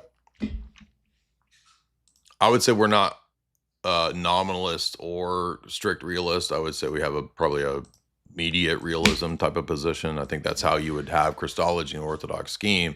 You got to have universals. You can't have no universals. So if Christ is going to assume universal human nature, it has to be universals. But that doesn't make us Platonic realists. That's a whole thing that, It's called Homerism. Called what? Homerism. Homer? Whole, like a whole. The universe of the whole. So contemporary Orthodox theologians from St. Maximus just coined the term of what St. Maximus was talking about, that the universal is in the particular. Yeah, exactly. So That's right. It's a denial of Platonic realism and Aristotelian moderate realism. It's like you said, the in-between. Yeah, well, So- there's another term that is used in scholastic philosophy that's intending to signify the same thing, but I'm forgetting off the top of my head what the name of that term is, but it's referring to what you're referring to. Billy, what's up, man? Moderate realism is the term I was trying to think of, I think. Go ahead. Billy, you want to mute? Last chance, Billy. FDA, can I ask you a question? Okay, sorry about that. I didn't press my button. I'm an idiot. How are you? Good, what's on your mind? So I can't point to a book or a reference source for this. It's very experiential just from my point of view. And I sort of wanted to know if there was a formal name for the phenomenon that I'm talking about. But it seems to me, as just a regular idiot in the world, that the idea of turning all the believers into a priesthood that sort of Lutheranism and Protestantism created, it changed people into sort of a seeker mentality, like I can discern the divine truth myself and I don't have to listen to anyone else. And it seems to me that opened the door, at the very least, to the Gnosticism and mystery school mentality. Sure. That you even see in like the Quakers and like Anabaptist groups like that. Yeah, that's why I've been arguing for a good while now that the Reformation, in terms of the classical reformers, they didn't actually win. what ended up winning was the Radical Reformation, which is what you're talking about. So the Radical Reformation is what that phenomena would be referred to as. Absolutely, yeah. In fact, when you mentioned the Quakers, I mean, they come out of the Radical Reformers, and they were all over the place. But this is the Anabaptists, this is the Hutterites, this is all of those people who thought that by the time you get to Quakers and the people who have the inner light or whatever, they basically just say, we don't even need church or scriptures at all. It's just the inner intuitions that is God speaking to me directly. So I don't need your book.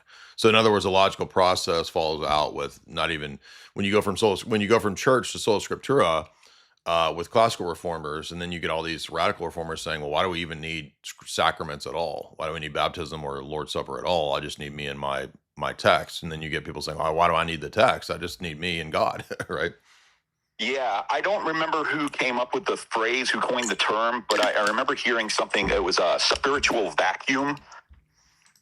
That's a good way to put it. Yeah, I mean, I think that's the point, is like there's a connection between nominalism and the denial of hierarchy, right? So there's no such thing as authority or hierarchy, because all of these are bottom up. They're all from the people, just like I construct my identity. It's a social construct. So I can construct it from the bottom up. Nobody can impose upon me that I have to be a white dude. I have to be a man.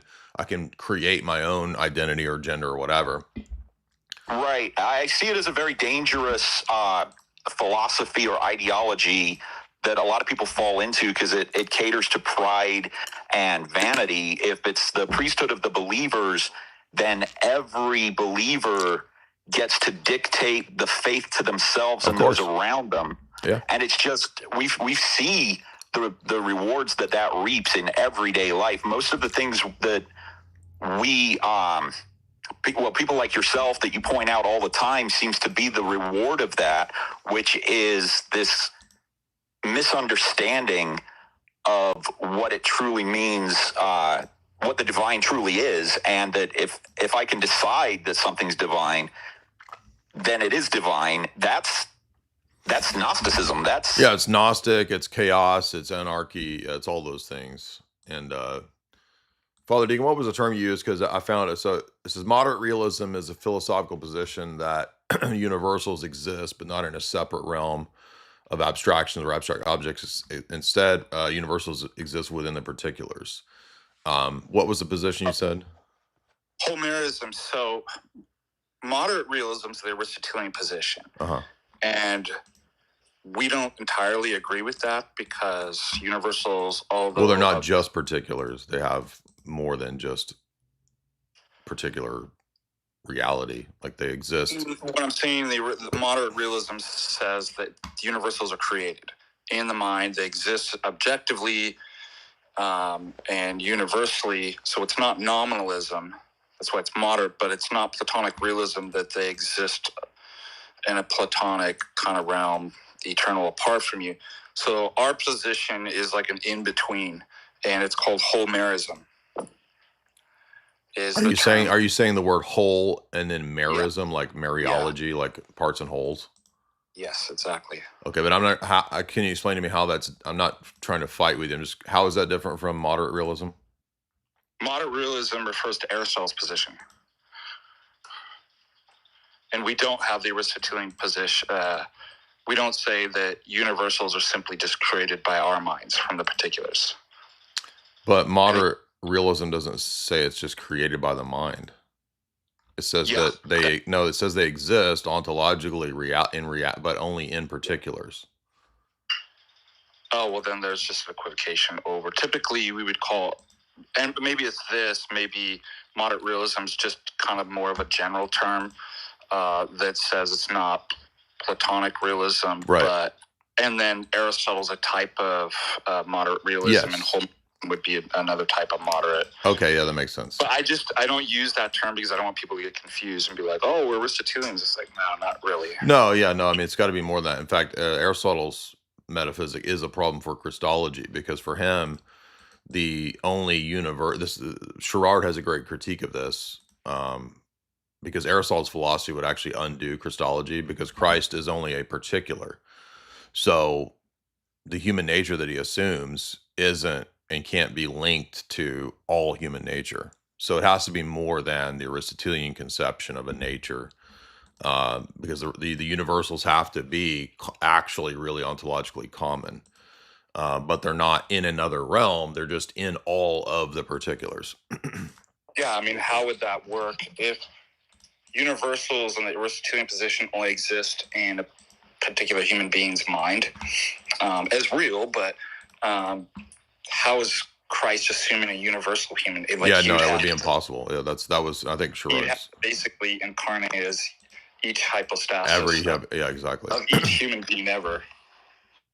Pulse, what's up? Yeah, great point. I'm glad you guys cleared that up, because I was just going to go on Twitter and call you out for making a mistake. So good. Please do. Please. If you don't use the exact precise terms and state everything perfectly, then everything you've ever said is now disqualified, and you should basically retire and go home and go away.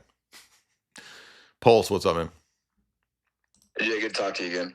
I was wondering, so again, Protestant background for myself, and we always hear about, the second coming of Christ. We're all waiting for the end times, 1,000-year reign, et cetera, et cetera.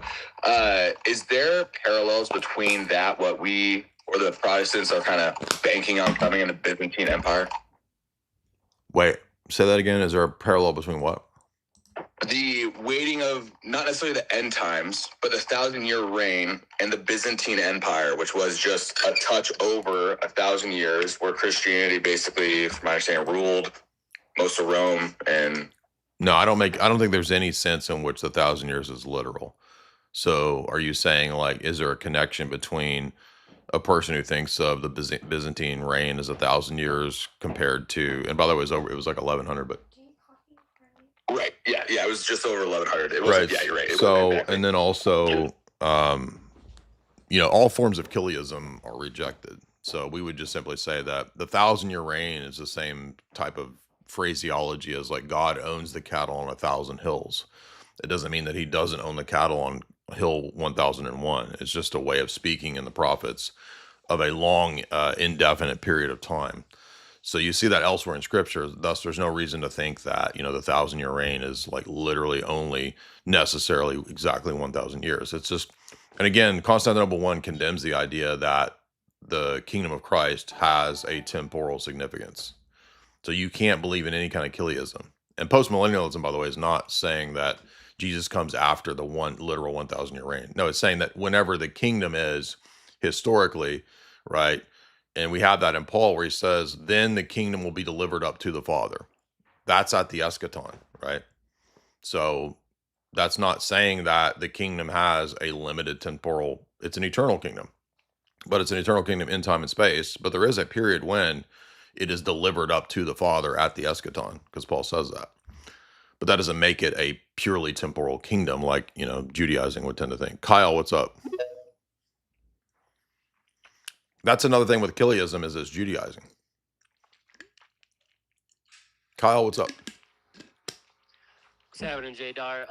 Okay, so you've already mentioned a lot of this, but it seems that the opposition from, like, the Protestant God bless America position is that this Eastern Orthodox thing is contrary to it. But in that opposition, what seems to be apparent is it's not theological. It's like a cultural opposition. Exactly. Yeah, that's a big part of it. It's like a lot of, you already said that too, like just assuming terms. But what's, I know, like, there's a jurisdiction issue with America too. I don't know, what's your kind of take on, like, but American Orthodoxy? What do you mean a jurisdiction issue? You mean because there's a bunch of jurisdictions? Yeah, and more there's been, like, cultural resistance and, I don't know, basically, like, the cultural versus the theological divide from East and West and all that. Well, a lot of this has to do with, like, the influence of the State Department and the CIA and all that coming out of the Cold War. So there is no easy answer to that. But one reason that we don't want one giant jurisdiction, which would be the norm, at least if you go back to, like, Constantinople and all that, is that if, the EP is really a adjunct of the State Department, we don't want everybody being under the EP. I'm sure that they would love that because that would be, tremendous amounts of wealth and power for them. But even though it's not normative, we don't actually want one giant jurisdiction because a lot of the jurisdictions serve as a kind of a firewall against that sort of subversion. But great question. And I think you're absolutely right that a lot of people's critiques, you'll notice this too, when people say why orthodoxy is false, they'll say stuff like, because that's a bunch of Greek stuff. That's for Greek people. Well, that's for Russian people. Well, you might have Russians and Greeks in those churches, but what does that have to do with whether or not the theology is right or wrong? I mean, you have the same ideas and problems in Protestant stuff too. You have countries that are Protestant countries, right? I'm from Switzerland and we're a Protestant, Geneva, Calvin Protestant country. There's Roman Catholic countries that consider Catholicism their identity. Mexico, Poland. So it's not like that's bypassed by, I mean, American evangelicalism is WASP. So is that supposed to not fall under the same type of criticism? It's just silly criticisms that are like shallowed. They're not very substantive. We have the lineage of the powdered wig man. Oh, and they freed us up. They freed us up from that. Yes. So we're not going to be able to give that up. Exactly. I don't know if I'm going to be able to give up my powdered wig. I don't care how many arguments Father Deacon tries to make against this. Just the powdered wig wins in the end. Because they sprinkled that powdered wig dust on the founding documents, and it gave it that power that it has. That's why it still stands today. I mean, there's no other explanation for it. Exactly, John. 250 years strong. Can you? I mean, there's no other documents that have lasted more than 250 years. So there you go. City on a hill, dude. Jay Rome, what's up, man? I've smudged up my glasses now. It's driving me crazy. Hey, Jamie, could you bring me something to wipe my glasses off? They're all smudged up with my snot from my snot rag. What's up, dude? I'm you. Jay Rome, last chance. All right. Moving on. Moving on up. Moving on up. Still running from the powdered wig argument. I am running from it because could you bring me something to wipe? These are all smudgy, and I used my snot rag to wipe my glasses, which was a mistake. What's up, Rez? Oh, yo. Hey, how are you? I'm great, dude. What's up? Hey, I have a silly question, but I've been wanting to ask you. Sorry if it's off topic. I love silly questions. Go for it. Thank you. Well, so I was like atheist my whole life, and I really knew much about Christianity, and ended up becoming Eastern Orthodox. And, everybody, growing up would say, like, don't say the Lord's name in vain. Like, don't say, like, oh, my God, and stuff. And I was just curious if you could tell me, like, because I've noticed, like, in Eastern Orthodoxy, a lot of people, like, including yourself, seem to say it.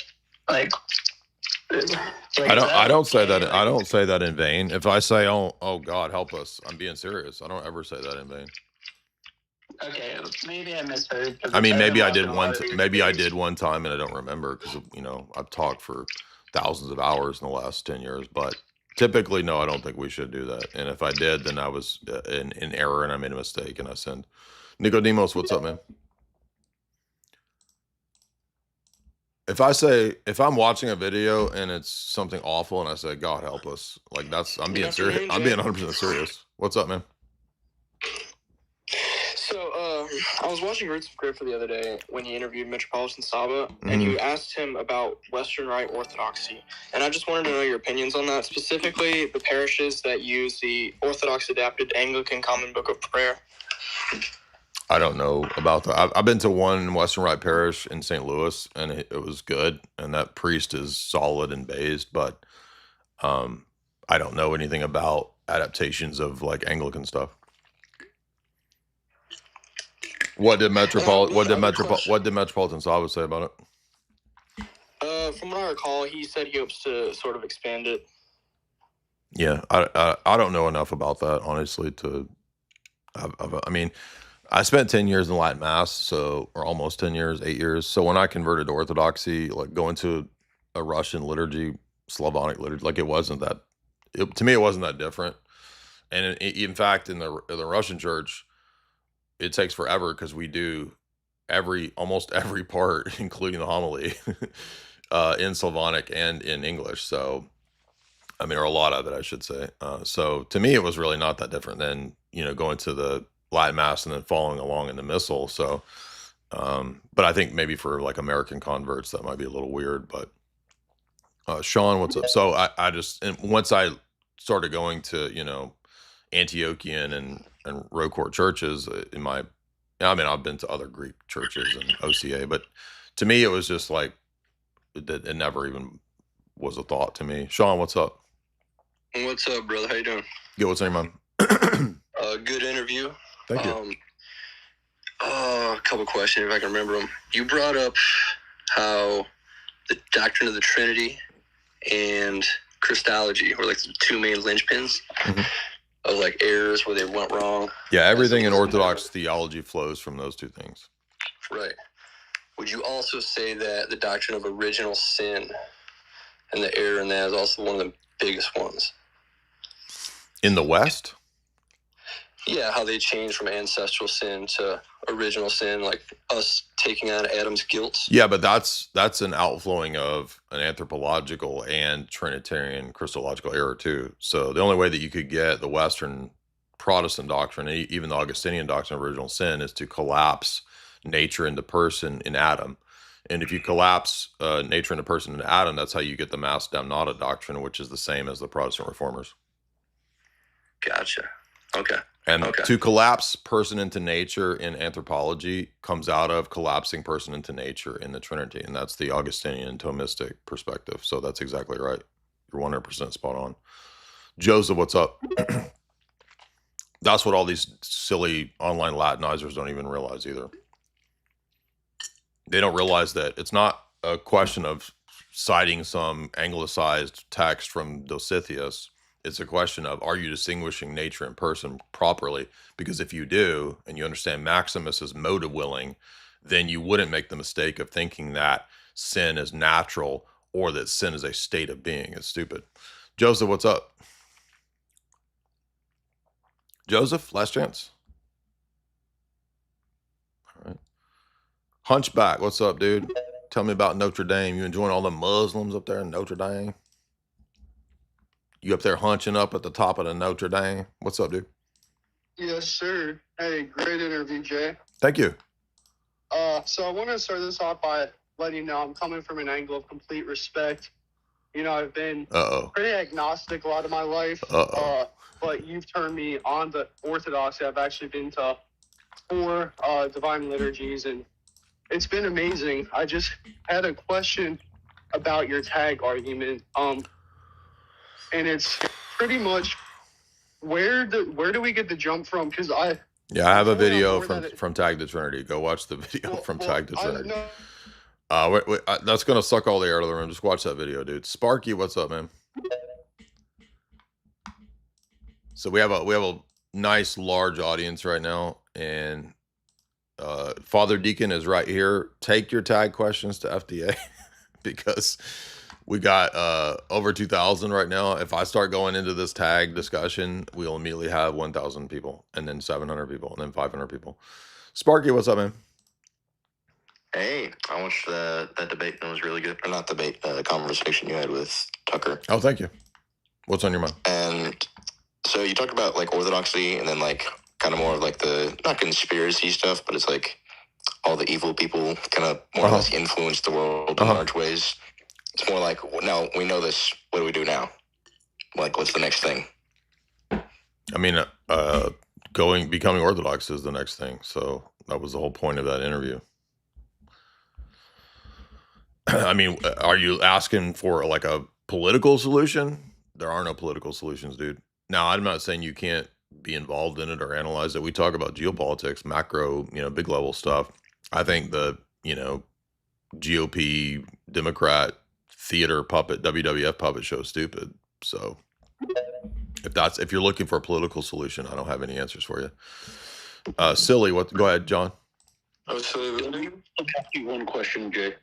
Sure. So when he starts to talk to you about the lone gunman, you haven't rewatched the whole thing yet, right? I have not. No, I just a lot of this is coming back to me because, like I said, I had 5 hours of sleep before this interview because I couldn't sleep.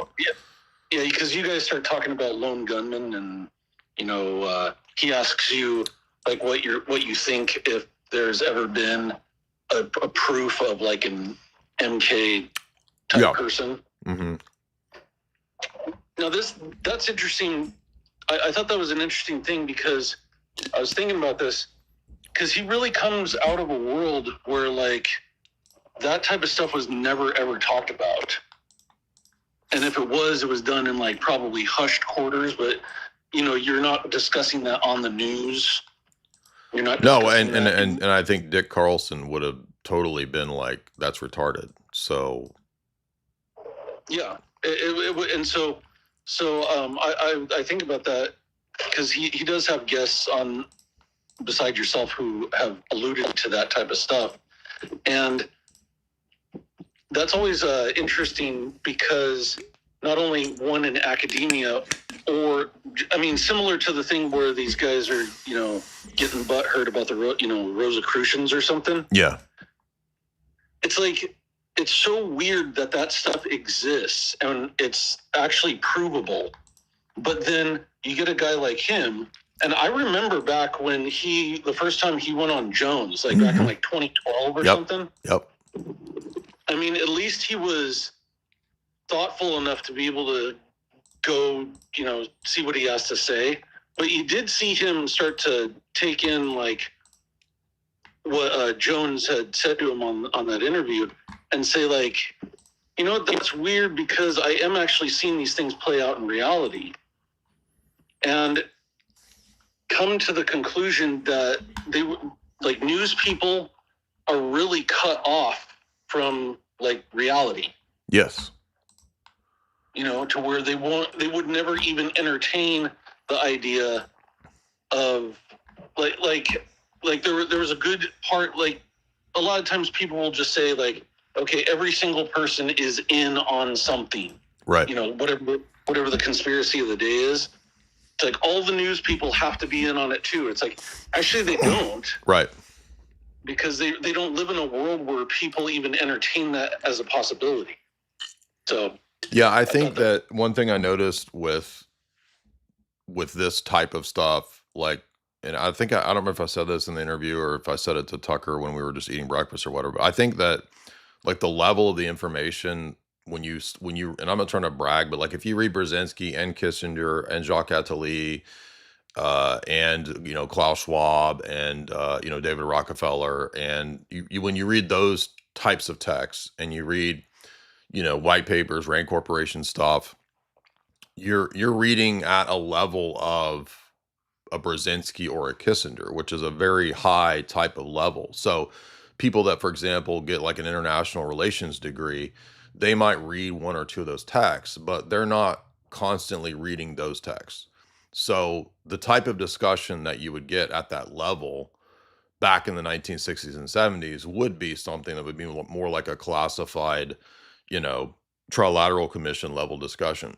It's not going to be the level of discussion even that bureaucrats or embassy heads or whatever, like those people are not reading at that level. They might have had some minimal exposure to that type of material. So what we're always trying to do is integrate a much larger scale type of stuff. Now when it comes to this, and I remember this point in the discussion because I imagine what was in Tucker's mind was Charlie Kirk, but when he asked about lone gunmen and stuff like that, my first thought was JFK and Sirhan, right? Just because I've not had the Kirk stuff on my mind lately. So I wasn't thinking about Charlie. He might have been thinking about Charlie Kirk when he mentioned it, but it seems like I remember him mentioning Sirhan to me. And I do think that if there were, so of all of these people that might have been a handled sort of person, I don't really think it would be Oswald. I think he was a patsy. I don't know exactly what went down with JFK, but I do think that there was a Middle Eastern, Israeli involvement. That's, I think, evident from James Jesus Angleton and the backdoor relationship that he had with Mossad that came out in the JFK files. That was my first thought when he asked that question, was to go to that. But he was probably thinking about Charlie Kirk and Tyler Robinson. My take on that, by the way, is, as I've been saying, I've never been convinced that there's significant evidence that there was no Tyler, trans group involvement. They were all bragging about it on Twitter and whatnot. My thought, and again, this is a theory. I can't prove this. I do think it's plausible that you could have these types of Discord groups used by other people, be it a foreign nation or whoever. But I can't prove that. So I don't have some hard set position on Tyler Robinson. And one reason for that was I felt like probably the trial would give a lot of information. I don't think Candace has been vindicated in her kind of all over the place theories. I think it's the evidence is pointing in the other direction. That evidence, however, does not prove or disprove other entities benefiting from it or being involved. But I can't prove that. So I think everybody sort of thinks that you have to immediately have some theory. And I know when I first started looking at like a lot of these big high profile events, I would fall into the same mistake of thinking that, oh, I need to immediately jump on the wave to have the first theory.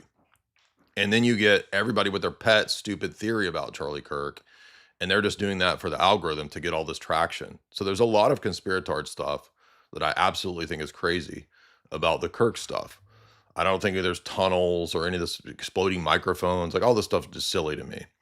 But I am not opposed to the idea that there are high profile foreign involvements. That's very possible. I cannot prove that though. So I think it's wise to hold off at times because guess what? In the past, I've jumped on high profile events thinking that I figured the whole thing out, and I was wrong. Now, I don't think I was wrong about a lot of them, but I think I've been wrong about some of them.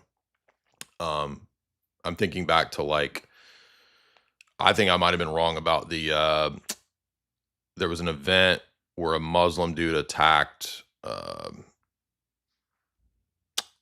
was that one?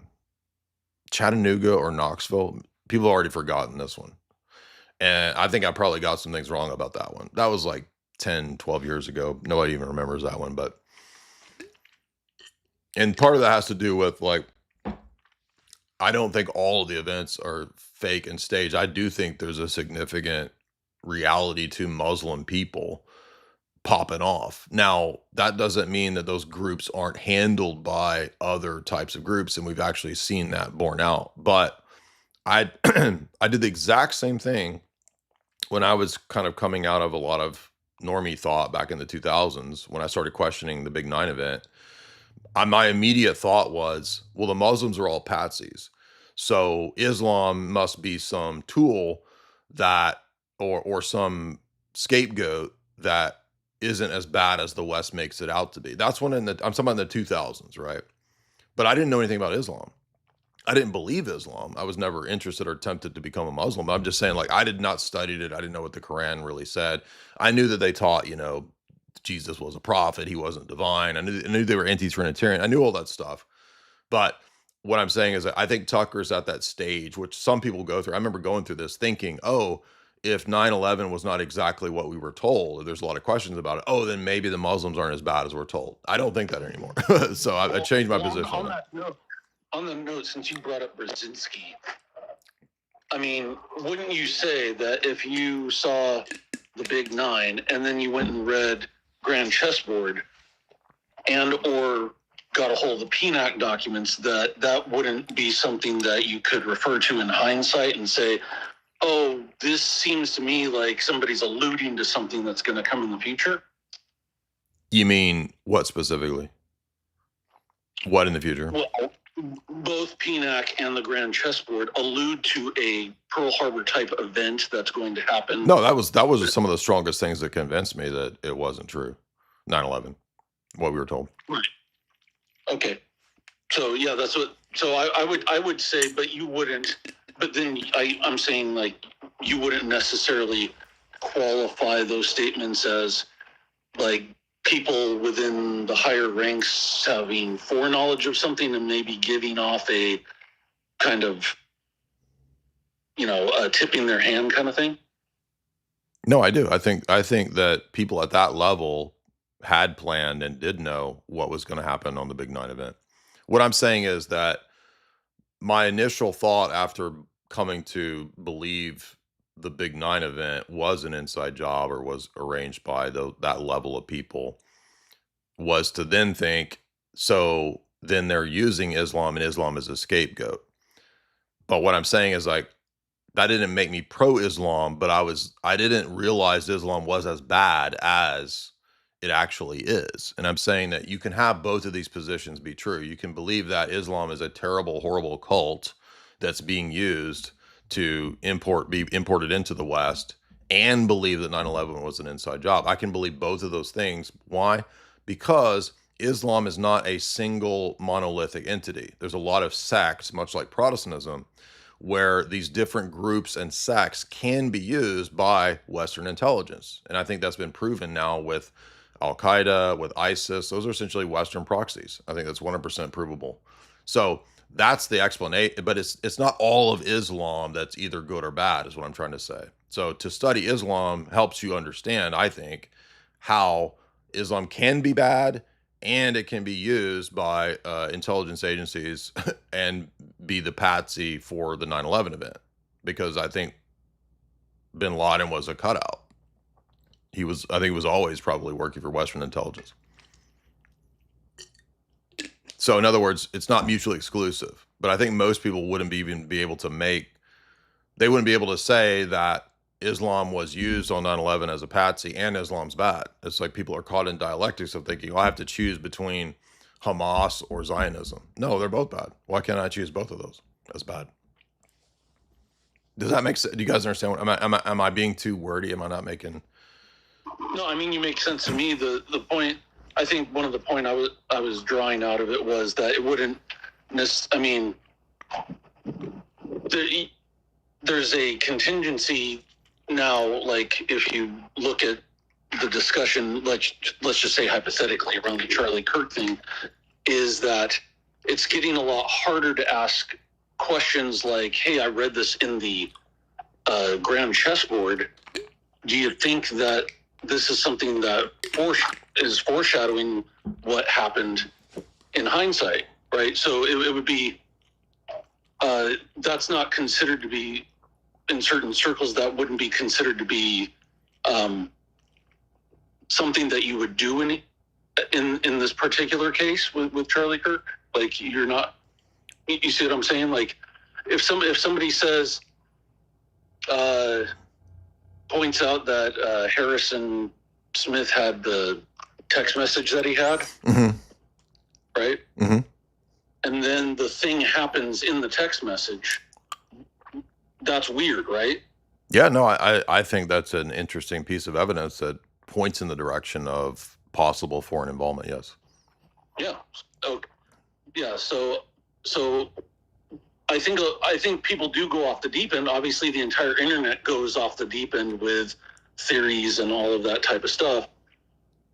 But just because people do that doesn't mean that something else isn't happening. No, I was just using that. I agree. And I was just using it as an example to say that a lot of times it takes time for more information to come out to be able to substantiate what's probably the case, right? So like with JFK, a lot of people thought for a long time, Michael Collins Proctor wrote, Final Judgment, talking about Israeli angle and Israeli involvement, but there wasn't even better substantive evidence until the JFK files had multiple, files that discuss Angleton's relationship with the Mossad. That was crucial.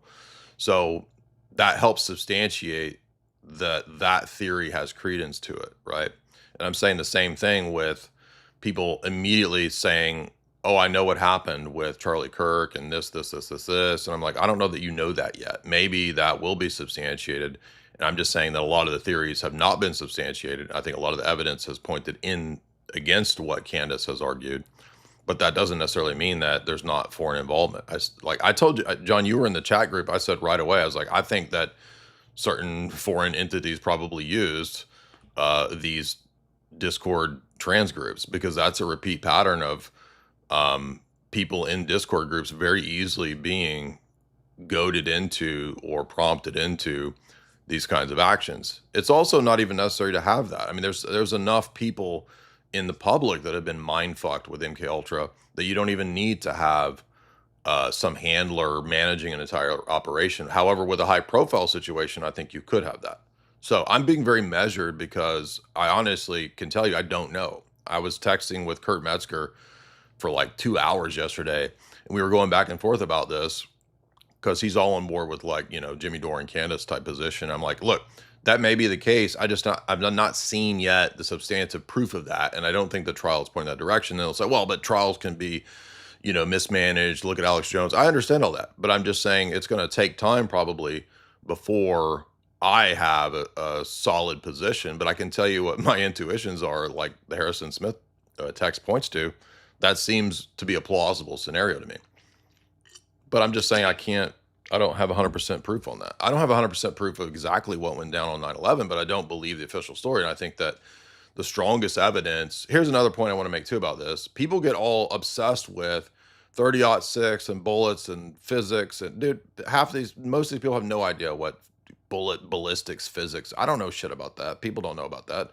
Yes, there might be some Green Beret Navy SEAL dude who knows about that. But between 10 different Navy SEAL Green Beret dudes' accounts of ballistics, how am I supposed to know which one of those is correct? I don't know. But I do know that Harrison Smith's text is a pretty interesting piece of evidence. I do know that Grand Chessboard is a great, prior to the Big 9 event, predictor or indicator of a Big 9 event. I know PNAC is a massive piece of evidence. I think those are very solid pieces of evidences. And getting lost. Remember at 9/11, everybody's getting lost in this debate over the physics of how fast a building collapses. Who the fuck knows about building collapse physics except people that work in demolition? Very few people. But I'm supposed to go read all of these reports, and NIST debunks it, but then they get debunked by these other people. I don't believe NIST, but I'm saying, like, the physics stuff is a distraction from, in terms of convincing people of the case. That's a huge, never-ending spiral. Like, who can actually engage with Richard Gage's crazy arguments about physics? I'm not saying he's crazy. I'm saying people debating about thermite and the chemical composition of the physics of thermite and the chemical, you know, nobody knows that shit except for, like, minuscule experts. But what I do know is that Brzezinski's books point to foreknowledge and foreplanning. PNAC points to that. So I'm saying people lose sight of the real strong pieces of data and evidence, and they get hyper focused on stuff that will lead nowhere. That's what I'm trying to say. And as soon as I say this, Dyer's trying to cover up for the ballistics proof that we have. Maybe you have it. I don't get why that's never going to prove anything to anybody. If you're going to prove it, it's going to be the Brzezinski type stuff, the PNAC type stuff. Not in court, but I'm saying proving it to, like, sensible people who will look at strong pieces of evidence.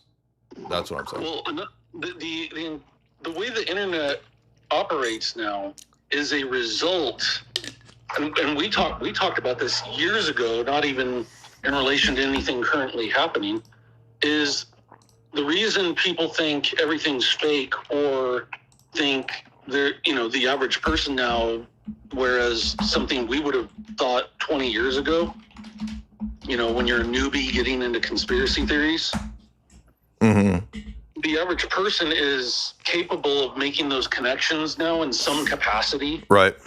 It might not be the correct thing. They might think UFOs are real, or, you know, there's skinwalkers or whatever. I don't know. But the reason is because there was never answers given for anything in past Yes. Well, another... Yeah. So when people start to see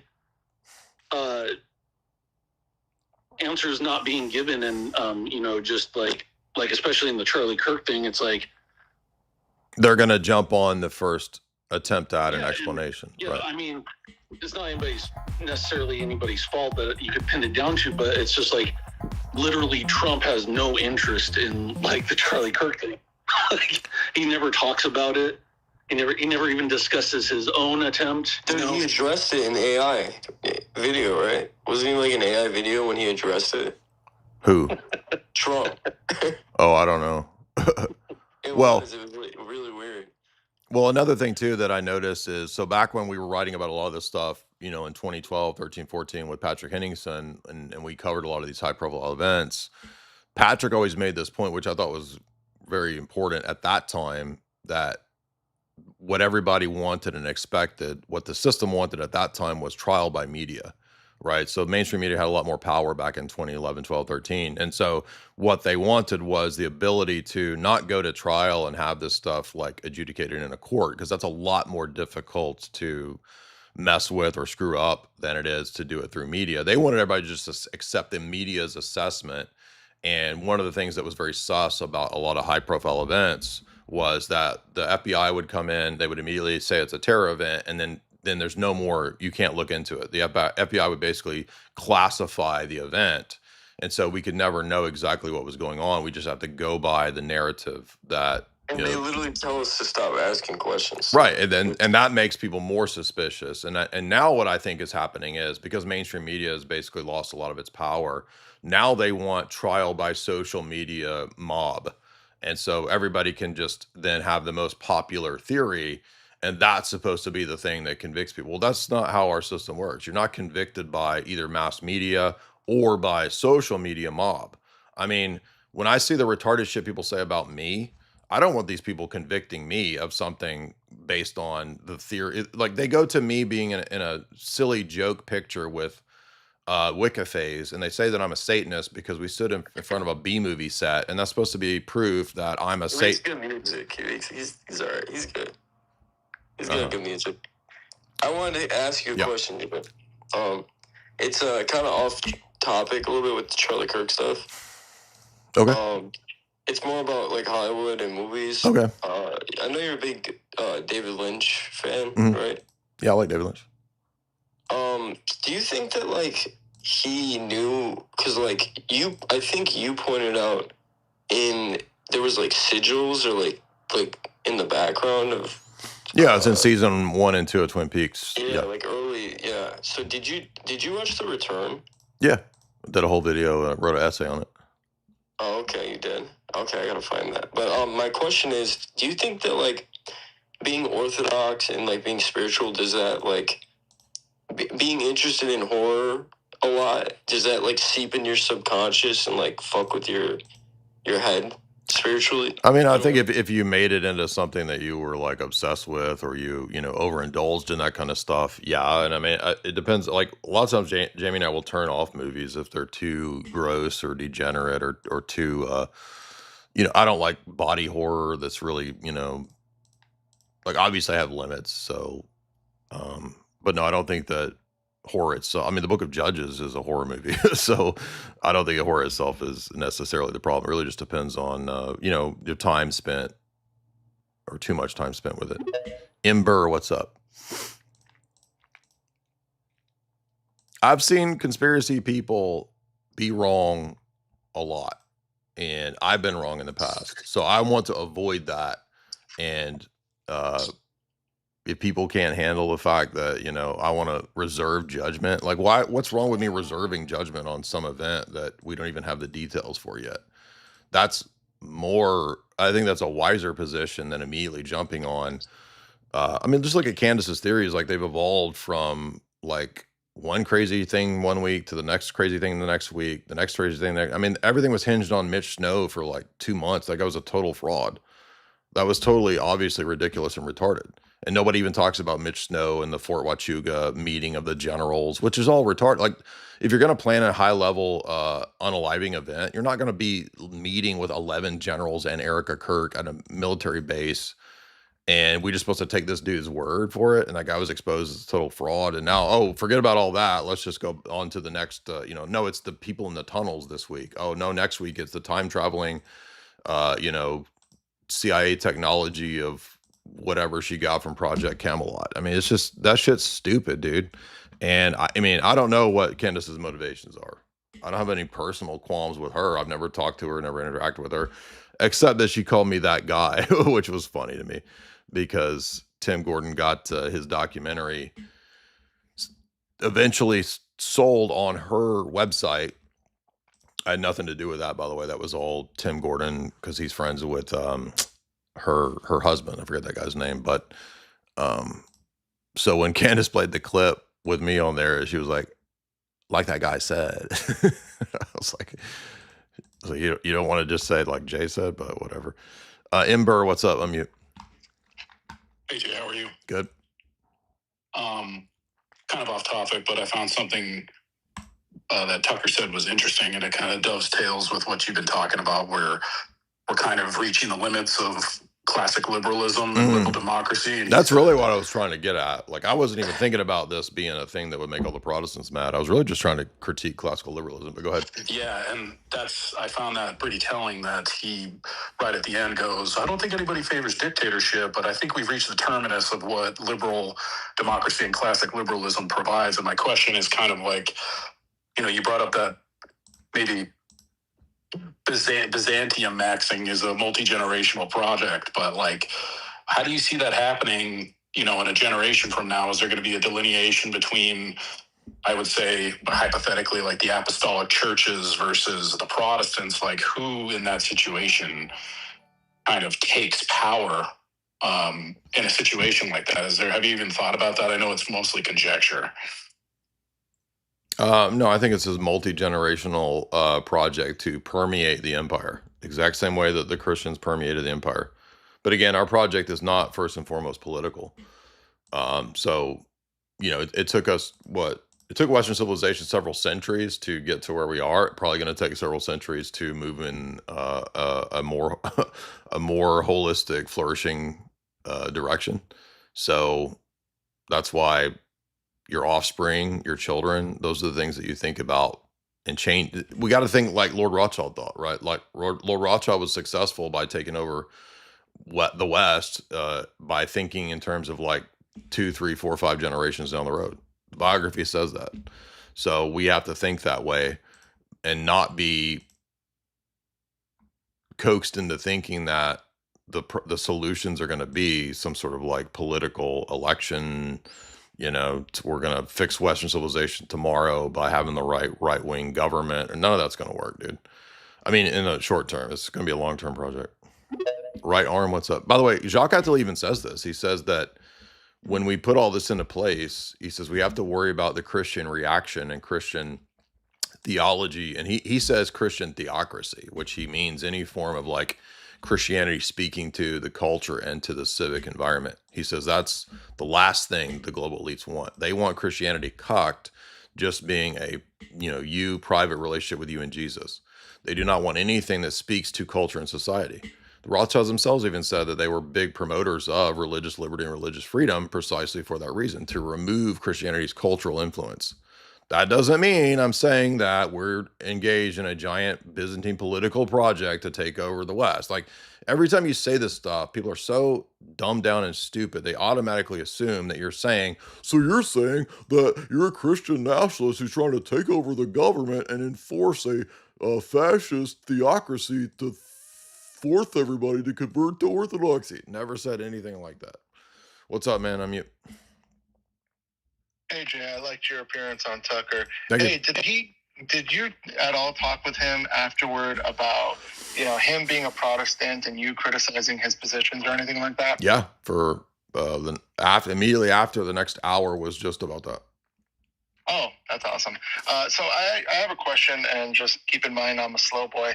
How do you sort of defeat Agrippa's trilemma and the whole tag argument? Yeah, well, I did a whole video with Cooley talking about how Agrippa's trilemma is bypassing the epistemic question. So that's an ancient philosophical dispute before you have modern epistemology, and epistemology is asking a prior question to Agrippa's trilemma. So if you go watch the video that I did with Cooley, it's answering that whole thing. It's like 30-minute answer to that question because he asked me the same question. Luigi, what's up?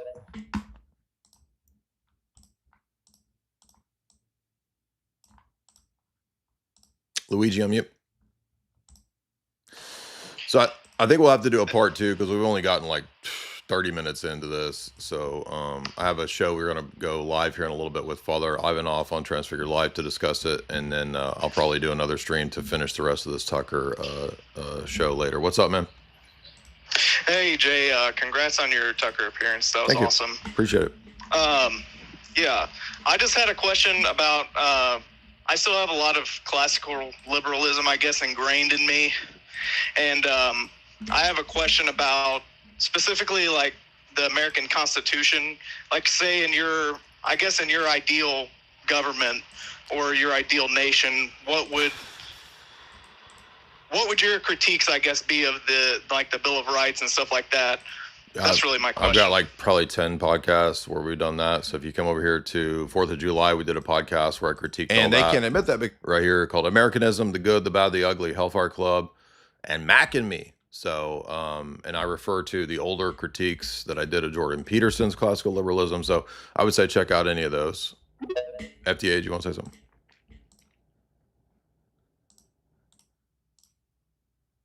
FDA, do you want to say something? Father Deacon, are you there? All right, guys, again, we're going to go in about 10 minutes. We'll be live over here with Father Ivanov on his channel, Transfigured Life. As you guys know, we've done some podcasts with him, and he's done a couple debates, so he's a good guy.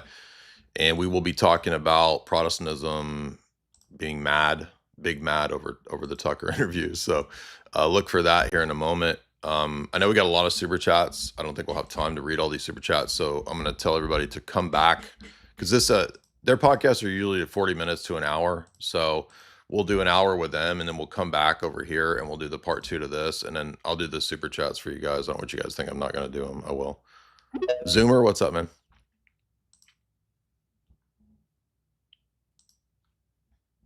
Zoomer, you want to unmute? Zoomer, last chance, unmute. Drizzy, what's up?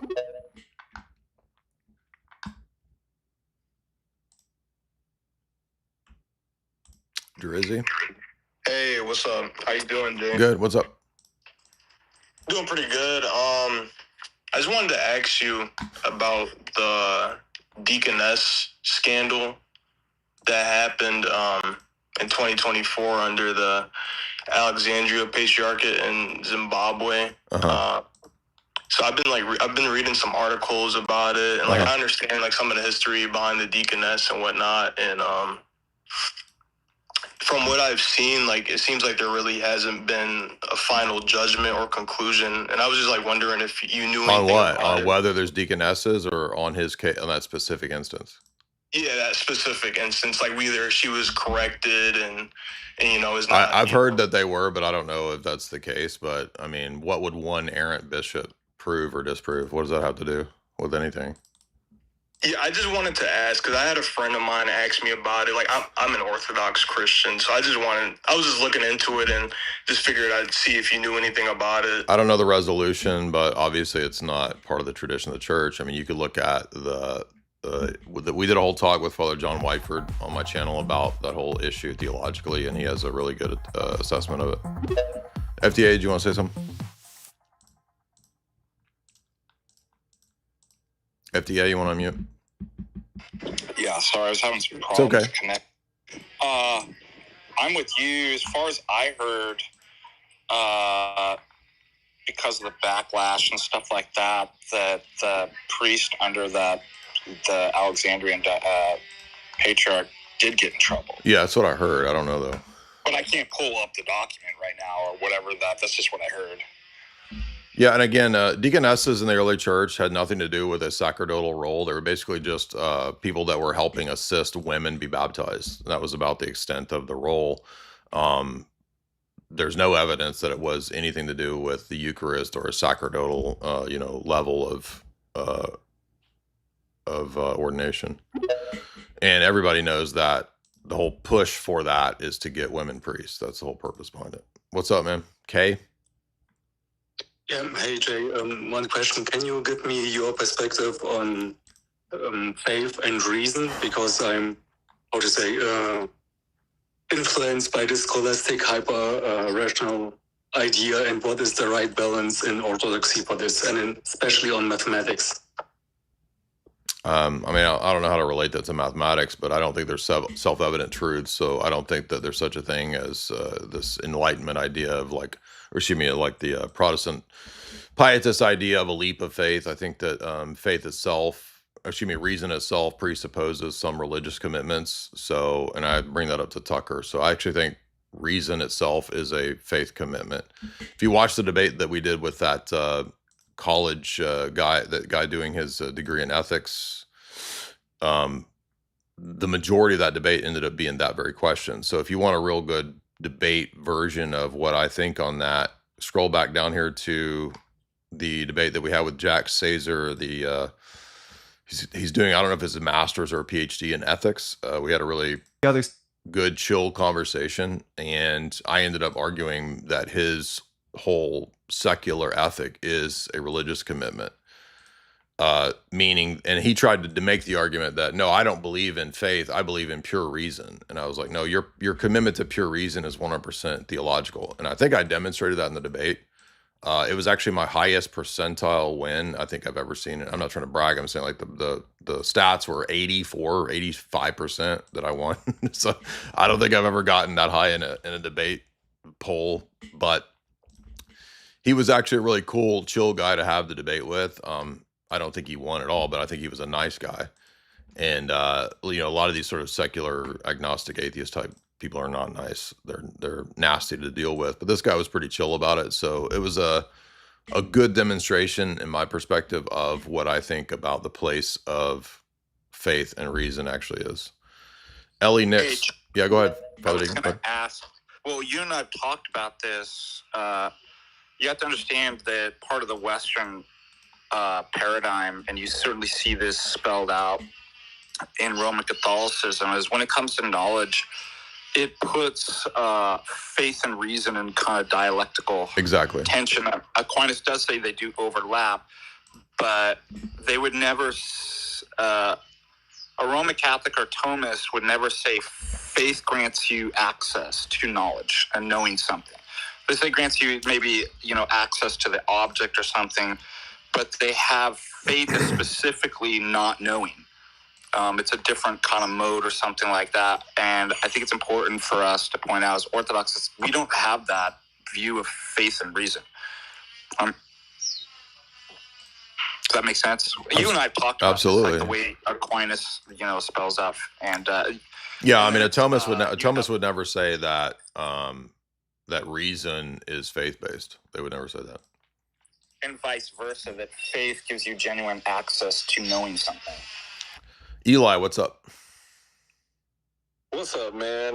Once again, that was such a fantastic interview. I've listened to you for a long time, and it's just so cool to see you get your flowers like this. So congrats on that. Thank you. One of the big things is your discussion about nominalism, and the way that you laid that out.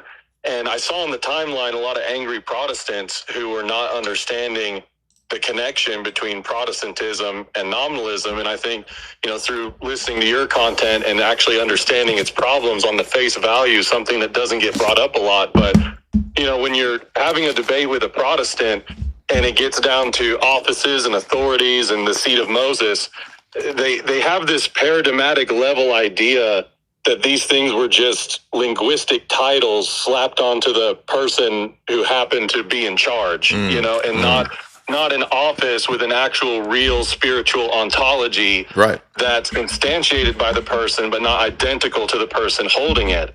And, just for any of the Protestants listening that are super confused about how Protestantism relates to nominalism, I think that's one of the major points where EOs and Protestants talk past each other, when we're having those debates with them. It's when they don't understand nominalism, they don't understand this distinction, that there's a real office separate from the person who holds it. And I just wanted to kind of get your thoughts on that, because I don't see that implemented in the debate as much. Somebody called in earlier before you got in here with that exact same point, that Protestantism also applied these principles to hierarchy, including the priesthood and the bishops, right? So Protestantism fundamentally denies apostolic succession and the episcopacy, and their whole idea of doctrinal succession out of the classical reformers, which has really been dispensed with, because Protestant evangelical theology in America, it's not classical Reformation stuff. That's like 0.1%, or it's very small. I was looking at how many conservative Calvinists there are in America. It's like 0.1 to 0.3% of the population. So they're really irrelevant. They might have a vocal presence through James White online or something like that, but it's not really, or Doug Wilson, but it's not really effective or significant in the actual, spheres of demographics and culture. So I wanted to add something to that because I've been seeing on Twitter and everybody like what I want to say before you go to that. So what's actually come to the fore is radical reformation. Most of Protestantism in America is non-denominational megachurch, radical reformation, people who think that, God's like directly speaking to them through their emotions and charismatic jibber jabber. So that's what is the ultimate manifestation of this nominalist rejection of hierarchy in the church and even in the state. Go ahead, Father Deacon. Well, I want to say, I saw on Twitter and social media a bunch of Protestants calling you out, like, "Oh, you're a liar. This is a straw man," about the nominalism. And I made the same argument too, and had some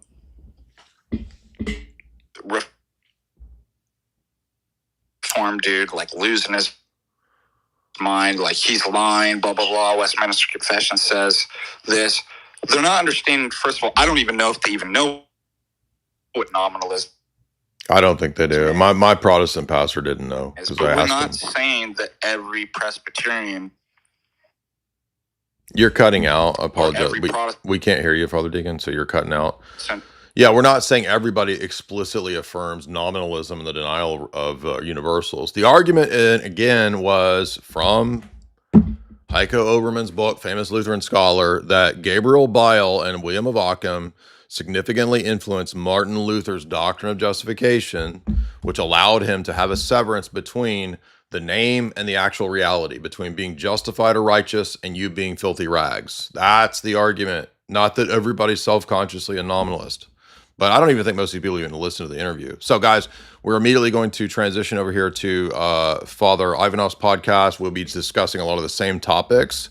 So if you guys want to hop on over there, there's the link in the chat.